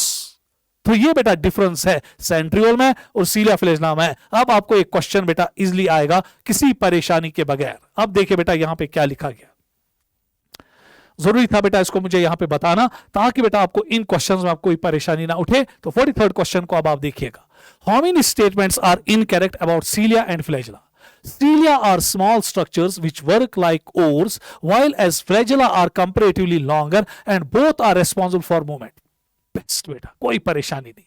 उसके बाद prokaryotic and eukaryotic flagella are structurally and functionally similar. गलत बोला था मैंने बेटा कि प्रोकैरियोटिक फ्लैजेला जो है उसमें ये बेटा एक्सोनिम 9+2 बेटा कांसेप्ट नहीं होता है और वो फ्लैजेलिन प्रोटीन का बना होता है। यूकैरियोट में 9+2 कांसेप्ट है और बेटा ये ट्यूबुलिन प्रोटीन्स का बना होता है, तो ये गलत। Cilia and flagella are covered with plasma membrane. Yes बेटा, इस पे नजर रखना। And their core called as axoneme having 9+2 arrangement, that is they have 9 triplet fibrils. ना बेटा, दे हैव 9 डुप्लेट फाइब्रिल्स, अभी मैंने दिखाया। And a pair of centrally located microtubules. गलत। यहां पे मैंने ट्रिपलेट लिखा है ना बेटा, ट्रिपलेट की वजह से ये गलत हुआ, नहीं तो यहां पे क्या लिखना होना चाहिए, डुप्लेट, फिर ये ठीक था। Central tubules are connected by bridges, इस पे नजर रखना। And are enclose by central sheath, दिखाया बेटा अभी। उसके बाद both cilia and flagella arise from centriole like structure called basal body, ये भी करेक्ट बेटा। अब देखिए मुझे क्या देखना है, मुझे देखना इनकरेक्ट स्टेटमेंट्स कितनी है। 2 इनकरेक्ट स्टेटमेंट्स है तो आंसर आएगा 3। तो क्वेश्चन नंबर 43 का आंसर 3 है। क्लियर हुआ बेटा? चलिए इसका स्क्रीनशॉट लीजिएगा, बहुत अच्छा क्वेश्चन है। नेक्स्ट बेटा, चलिए बेटा अब सेंट्रोसोम्स पे बेटा क्वेश्चन है। Find incorrect statement with regard to centrosome and centriole. Centrosome is surrounded by amorphous pericentriolar material. ठीक बेटा। उसके बाद इन सेंट्रोसोम बोथ सेंट्रियोल्स, क्योंकि हर किसी सेंट्रोसोम में 2 सेंट्रियोल्स होते हैं, लाई पैरेलल। बेटा ये पैरेलली नहीं होते हैं, ये परपेंडिकुलरली अरेंज्ड होते हैं at an angle of 90 degree. यहां पे क्या लिखा गया बेटा, पैरेलल। क्या होना चाहिए था, परपेंडिकुलरली। स्टेटमेंट गलत। In centromere both centrioles lie parallel to each other and each has an organization like cartwheel, जो मैंने दिखाया। पर बेटा यहां पे पैरेलल लिखा है ना, यहां पे परपेंडिकुलर होना चाहिए था, उसकी वजह से स्टेटमेंट गलत। तो पहली ठीक, दूसरी गलत। Centrioles are made up of 9 unevenly spaced peripheral triplet fibrils of tubulin having 9+0 arrangement। Sir ये तो ठीक है, गलत है बेटा। यहां पे लिखा है ना unevenly, ये बेटा evenly spaced होते हैं। एक ट्रिपलेट फाइब्रिल और दूसरे ट्रिपलेट फाइब्रिल के बीच में जो डिस्टेंस होती है वो सेम होती है। यहां पे मैंने क्या लिखा है, unevenly। स्टेटमेंट इसकी वजह से गलत। देख रहे हो बेटा कितना ख्याल आपको अपनी टेक्स्ट बुक का रखना पड़ेगा, कैसे कैसे एग्जामिनर आपको बेटा नचवा सकता है। नेक्स्ट बेटा, hub is the central proteinaceous part of centriole which is connected with peripheral triplets bye radial spokes. ये बेटा ठीक statement. Centriole give rise to basal body of cilia and flagella as well as spindle apparatus during cell division। ये statement बेटा ठीक है। अब आपको यहां पर देखना इनकरेक्ट बेटा कितने हैं। इनकरेक्ट आपका है, शाबाश बेटा, देखिएगा आप बी और सी। तो देखिए बेटा बी एंड सी, आंसर आएगा 2। तो क्वेश्चन नंबर 44 का जो आंसर है वो 2 है। इसका स्क्रीनशॉट पहले लीजिएगा। चलिए अब क्वेश्चन की ओर आएंगे। अभी मैंने ये स्ट्रक्चर आपको दिखाया। देखिए बेटा यहां पे अब क्वेश्चन है, मैं आपको यहां पे अच्छी तरह से दिखाऊंगा ताकि आपको दिखे कि इस डायग्राम में बोलिए ए क्या है, इस डायग्राम में बोलिए बी क्या है, इस डायग्राम में बोलिए सी क्या है और इस डायग्राम में बोलिए कि ये डी क्या है। बस बेटा अब देखिए, जो ए है वो सेंट्रल माइक्रोट्यूब्यूल है ना, जो बी है वो स्पोक है ना, रेडियल स्पोक है ना, जो सी है वो सेंट्रल शीथ है ना, और डी जो है वो ब्रिजेस है। देखो कहां पर है बेटा, question number 2। So option number 2। So that means कि क्वेश्चन नंबर 45 का जो ऑप्शन है वो 2 है। अच्छी तरह से बेटा देखिए, क्योंकि मैंने अभी इसकी डायग्राम आपको दिखाई। तो स्क्रीनशॉट लीजिएगा बेटा। Next question, term chromatin was coined by, NEET में आज तक कभी नहीं आया, इस पर नजर रखना बेटा। Term chromatin was coined by Fleming, बहुत ही आसान, इस पर नजर रखना नीट में। चलिए न्यूक्लियस की ओर जा रहे हैं। Which of the following is और आर करेक्ट। अब बेटा यहां पे मुझे करेक्ट देखने कितने हैं। Nucleus is visible only during interface, पढ़ा चुका हूं बेटा परसों सेल साइकिल में कि खाली इंटरफेस में न्यूक्लियर मेम्ब्रेन होता है, फिर जब आप एम फेज में जाते हो तो न्यूक्लियर मेम्ब्रेन डिसइंटीग्रेट होता है तो दिखता ही नहीं है। तो इसलिए बेटा ये ट्रू स्टेटमेंट है।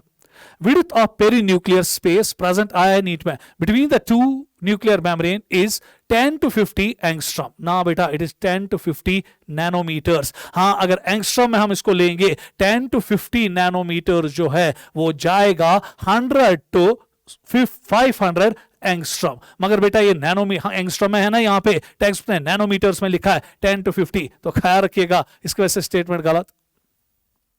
Transport of RNA and protein molecules occur in both the directions through nuclear pores. ये बेटा ठीक है, both the directions पे नजर रखना बेटा, ये दोनों डायरेक्शन में होता है. प्रोटीन साइटोप्लाज्म से जाता है इनटू द न्यूक्लियस, आरएनए जाएगा बेटा from cytoplasm to nucleus and vice versa. To and fro movements होते दोनों तरफ से, याद रखना इसको बेटा. Mature and immature RBCs, mammals and sieve tube cells lack nucleus. ना बेटा, इमैच्योर आरबीसीज में न्यूक्लियस होता है, मैच्योर आरबीसीज और सी ट्यूब सेल्स में न्यूक्लियस बेटा एब्सेंट होता है. मन पिछले तो खुद इमैच्योर थे, इसकी वजह से बेटा स्टेटमेंट गलत. ठीक, तो इमैच्योर आने की वजह से outer membrane of nucleus usually remains continuous with the smooth endoplasmic reticulum without ribosomes. ना बेटा, it remains continuous with the rough endoplasmic reticulum. उड़ गई स्टेटमेंट. तो चले बेटा, यहां पर अगर आप गौर से देखेंगे, पहली स्टेटमेंट बेटा करेक्ट है, दूसरी इनकरेक्ट, तीसरी करेक्ट, चौथी इनकरेक्ट, पांचवी भी इनकरेक्ट. विशु सा बेटा अशरफ करेक्ट, तो मुझे दूर हटना पड़ता है खुद देखने के लिए. A and C, answer is A and C, rest are incorrect. तो option of question number 47 is 1. Clear बेटा, स्क्रीनशॉट लीजिए. चलिए नेक्स्ट क्वेश्चन. न्यूक्लियोलस के मतलब क्वेश्चन है. How many statements are correct about nucleolus? It is spherical and membrane bound. हाँ बेटा, कच्चू membrane bound. ये तो मेम्ब्रेन लेस है ना, जिस तरीके से सेंट्रियोल मेम्ब्रेन लेस है, राइबोसोम मेम्ब्रेन लेस है, ये साहब भी मेम्ब्रेन लेस है. तो स्टेटमेंट गलत. its contents are continuous with the rest of nucleoplasm. Yes बेटा, मेम्ब्रेनलेस है ना, इसलिए इसके कंटेंट्स न्यूक्लियोप्लाज्म के साथ कंटिन्यूअस रहते हैं. It is site for RNA synthesis and ribosomes. बराबर फिट बेटा, क्योंकि जब यहां पे आरआरएनए बनता है, वही आरआरएनए फिर बेटा न्यूक्लियोलस में राइबोसोम्स को बनाता है by aggregation with proteins. Smaller and more numerous nucleoli. ना बेटा, larger and more numerous nucleoli are present in actively protein synthesizing cell. तो ये स्टेटमेंट गलत.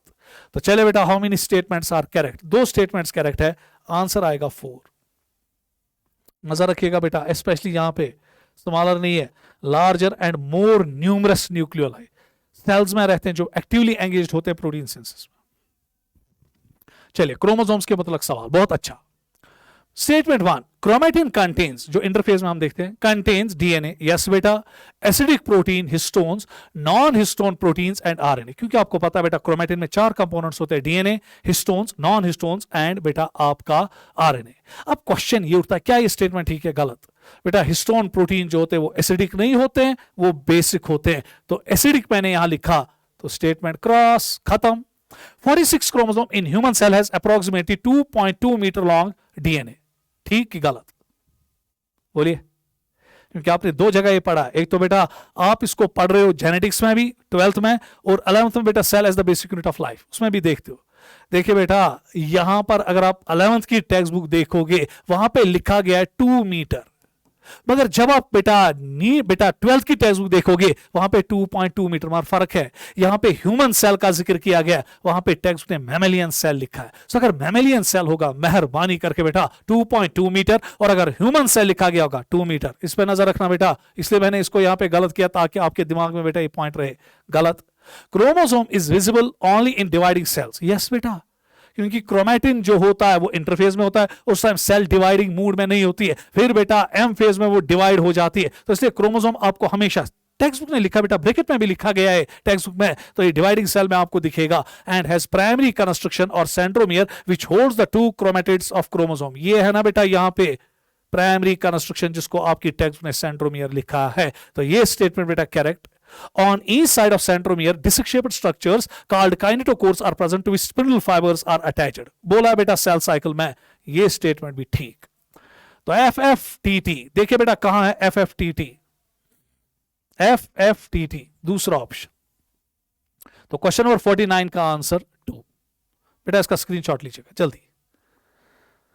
क्वेश्चन नंबर 50, देखिए बेटा, अब यहां पे आपके पास एक मेटाफेजिक क्रोमोसोम है जिसके पास बेटा अब आपको देखना है नंबर ऑफ क्रोमेटिड्स कितने हैं, मैं हट जाऊंगा, नंबर ऑफ आर्म्स कितने हैं, शाबाश बेटा, उसके बाद नंबर ऑफ सेंट्रोमियर कितने हैं और नंबर ऑफ काइनेटोकोर आपको बेटा इसमें देखने हैं। जरा गौर से देखिएगा बेटा, ये अब आपके पास मेटाफेजिक क्रोमोसोम है।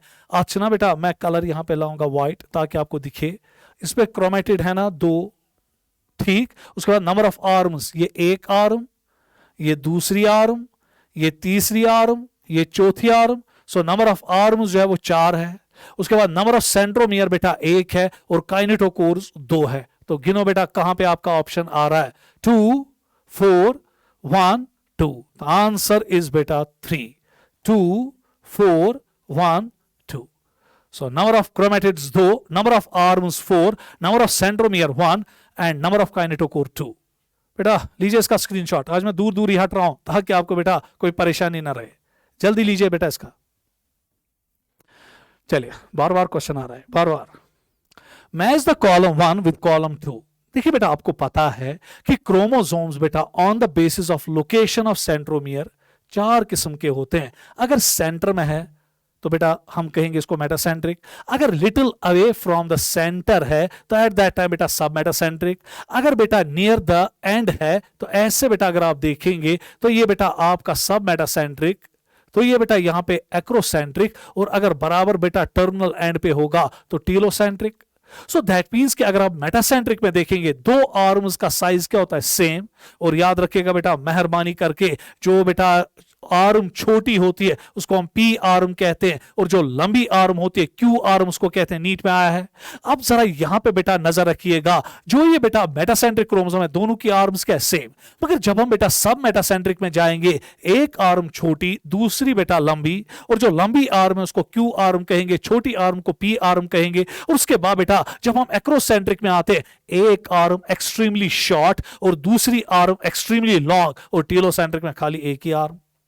तो यही तो बेटा अब हमें यहां पे मैच करके देखना है। तो चलिए कीजिए मैच और देखिए बेटा क्या आपका यहां पे आंसर आएगा। Metacentric at the middle, so metacentric में 3, सब metacentric slightly away from the middle तो 4, एक्रोसेंट्रिक ऑलमोस्ट नियर टिप तो 2nd, telocentric at the tip तो 1। तो देखिए बेटा कहां पे आपका 3rd, 4th, 2nd एंड 1। तो आंसर 51 का 3।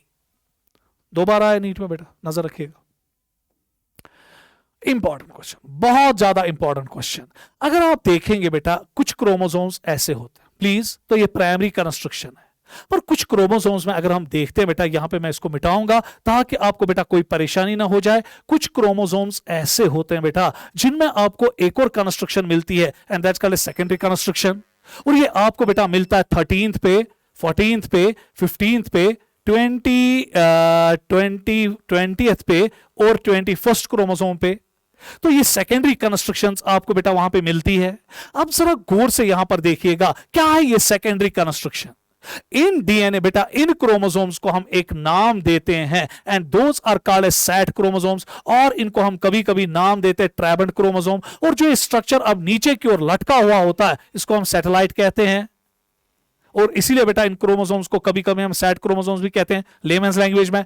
अब जरा गौर से देखिएगा, sometimes a few chromosomes have non staining secondary construction. Non staining बेटा इस पे खुदा के लिए नजर रखिएगा, ये नॉन स्टेनिंग होते हैं। इन रीजंस पे बेटा स्टेन नहीं आता है। Non staining secondary constriction at a location. क्या ये कांस्टेंट लोकेशन होती है कि वेरिएबल? ये हमेशा बेटा कांस्टेंट होती है। सो 13, 14, 15, 20 और 21st क्रोमोसोम पे ये हमेशा बेटा आपको कांस्टेंट लोकेशंस पे मिलेगा। नॉन स्टेरिक रीजन्स है which gives an appearance of small fragments called satellite. इस पे बेटा आप नजर रखिएगा नीट के लिए। तो आंसर आएगा 4th।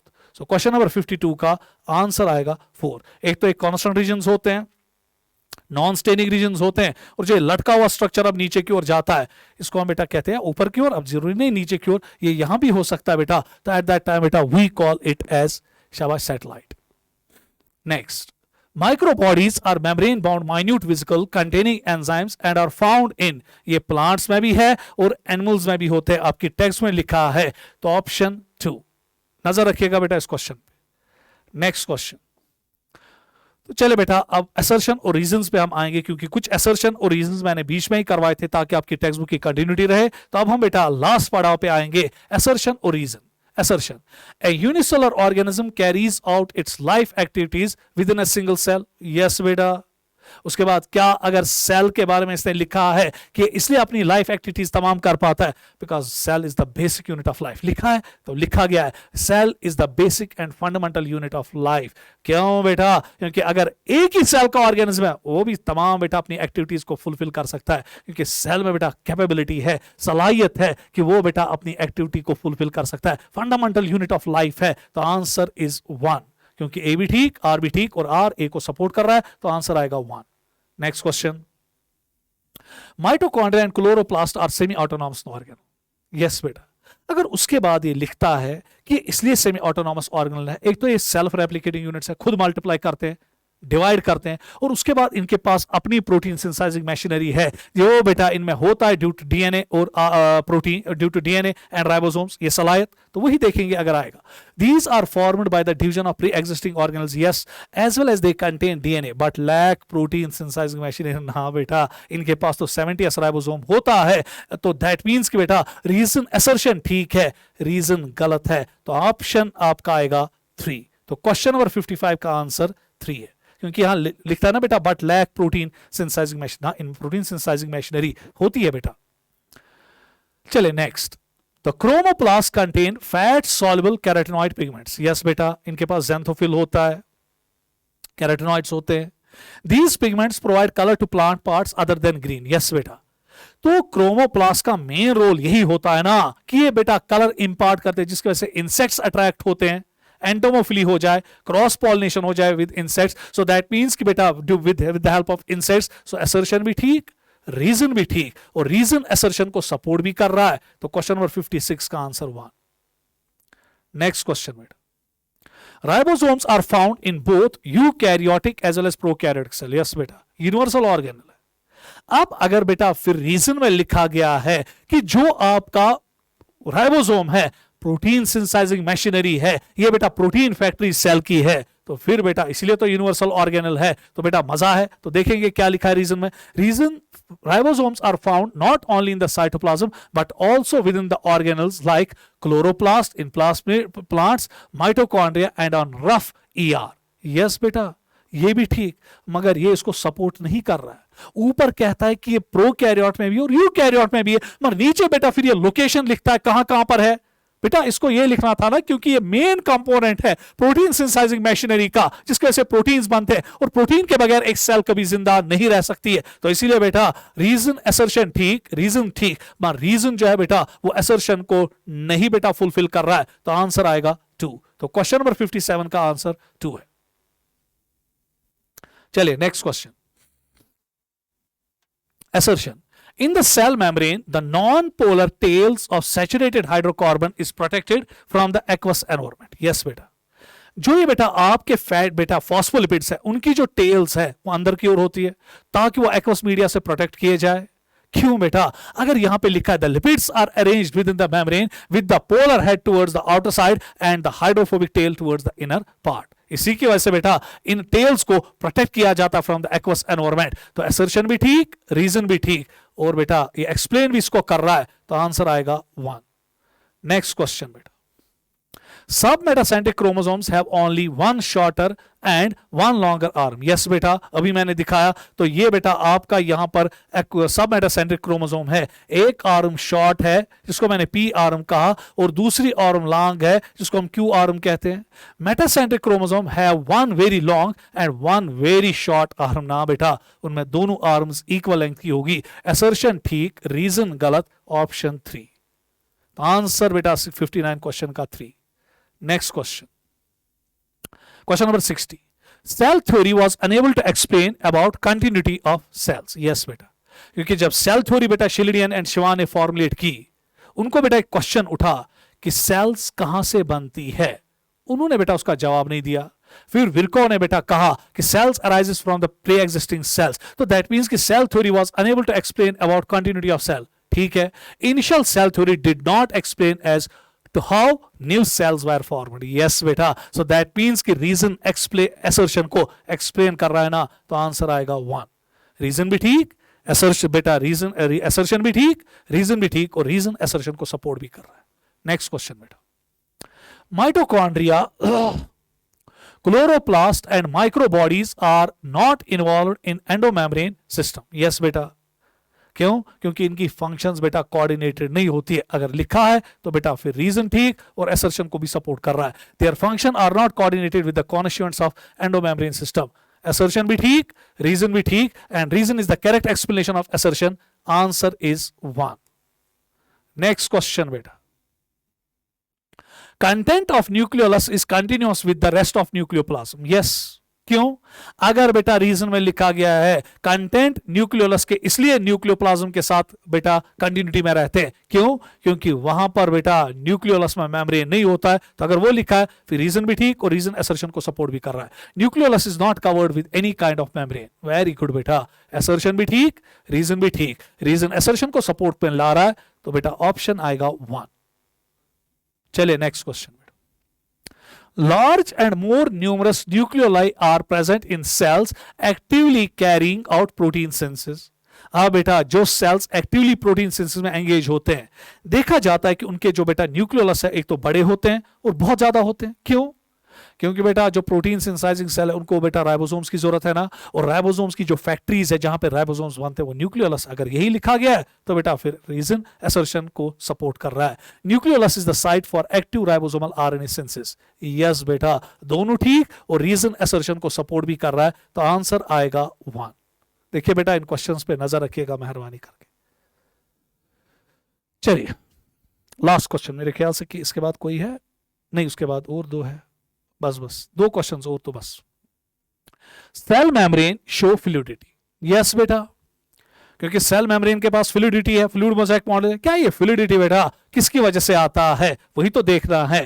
Fluidity is due to presence of proteins ना बेटा, fluidity is due to presence of phospholipids. So assertion ठीक, रीजन गलत, तो आंसर इज 3। लास्ट क्वेश्चन बेटा, mitochondria are called as power houses of cell. अब जो mitochondria बेटा वो पावर हाउसेज ऑफ सेल है। अगर उसके बाद रीजन में लिखा गया है ये साइट्स है फॉर एटीपी सिंथेसिस, तो फिर बेटा ये एक्सप्लेन इसको कर रहा है। तो देखेंगे क्या लिखा गया है। Mitochondria is an important cell organelle of both eukaryote and prokaryote. बेटा प्रोकैरियोट्स में तो ये हमें दिखता ही नहीं है। सो यहां पे असर्शन ठीक, रीजन फॉल्स, तो आंसर आएगा 3। तो इसी के साथ बेटा आज आपका एक बहुत ही बड़ा चैप्टर कंप्लीट हुआ। इसीलिए बेटा इसमें 65 क्वेश्चंस लेने पड़े, that is cell as the basic unit of life, जिसमें बेटा 3 क्वेश्चंस तो आते हैं। तो आज बेटा आपको पता है आज पहले बेटा रमजान का पाक महीने का पहला दिन था, तो मैं यही बेटा आप अल्लाह से बेटा दुआ करूंगा कि आप सब कामयाब हो जाओ। तो आपको बेटा अल्लाह वो सलाहियत दे। तो बहुत ही बेटा बरकत वाले दिन इस टाइम चल रहे हैं, दुआ कीजिएगा ताकि आपकी सलाहियत बढ़ जाए। अपने लिए भी दुआ कीजिएगा, अपने पेरेंट्स के लिए भी दुआ कीजिएगा और हमारे लिए भी दुआ कीजिएगा। तो क्योंकि बेटा हम भी थक जाते हैं, क्योंकि रोज़ों में क्लास देना बहुत मुश्किल होता है, और फिर भी बेटा हम कोशिश करते हैं। नहीं, हमारे अपने बच्चे, हमने इनके साथ प्रॉमिस किया है कि हर दिन हम आपके 2-2 चैप्टर्स कंप्लीट करेंगे। तो बहुत ज़्यादा डिफिकल्टी होती है इस टाइम कंटिन्यूस बोलने में, 2 घंटे 1.5 घंटे बोलना कंटिन्यूस, और फिर भी बेटा हमारी एक कोशिश है। तो हम अल्लाह को यही कहते हैं कि जो हमारी एक कोशिश है तो इसका रंग लाए अल्लाह बेटा नीट के दिन, ताकि आपको बेटा उस दिन इन क्वेश्चन से, इन चीज़ों से फ़ायदा मिले। बस बेटा पढ़िए, खुदा के हवाले रहिए, और इस टाइम अपना टाइम टेबल बहुत अच्छी तरह से डिज़ाइन कीजिए, क्योंकि मुझे पता है बेटा इस महीने में इंसान ज़्यादातर बेटा इबादत की ओर चाहता है। अच्छी बात है बेटा, इबादत करना बहुत अच्छी बात है, पर टाइम टेबल और थक भी जाते हैं, क्योंकि 3 बजे के बाद या 2 बजे के बाद ही फिर बच्चा अच्छी तरह से नहीं पढ़ पाता है। तो बहुत ज़्यादा बेटा दिमाग जब खाली होता है, ग्लूकोज की लेवल जब बॉडी में कम हो जाती है, तो फिर दिमाग अच्छी तरह से काम नहीं कर पाता है, फैटीग आता है, थकावट आती है। मगर बेटा हिम्मत नहीं हारना, कुछ ऐसे तरीके से अपना टाइम टेबल डिज़ाइन करो कि इस टाइम रात को ही ज़्यादा पढ़ो। अगर फिर बेटा सवेरे नमाज के बाद आप सोओगे भी कोई प्रॉब्लम नहीं। चलिए बेटा अल्लाह आपकी इस मेहनत को कामयाबी बेटा दे, और हमें भी कामयाबी दे इस दुनिया में और आखिरत में। अस्सलाम वालेकुम।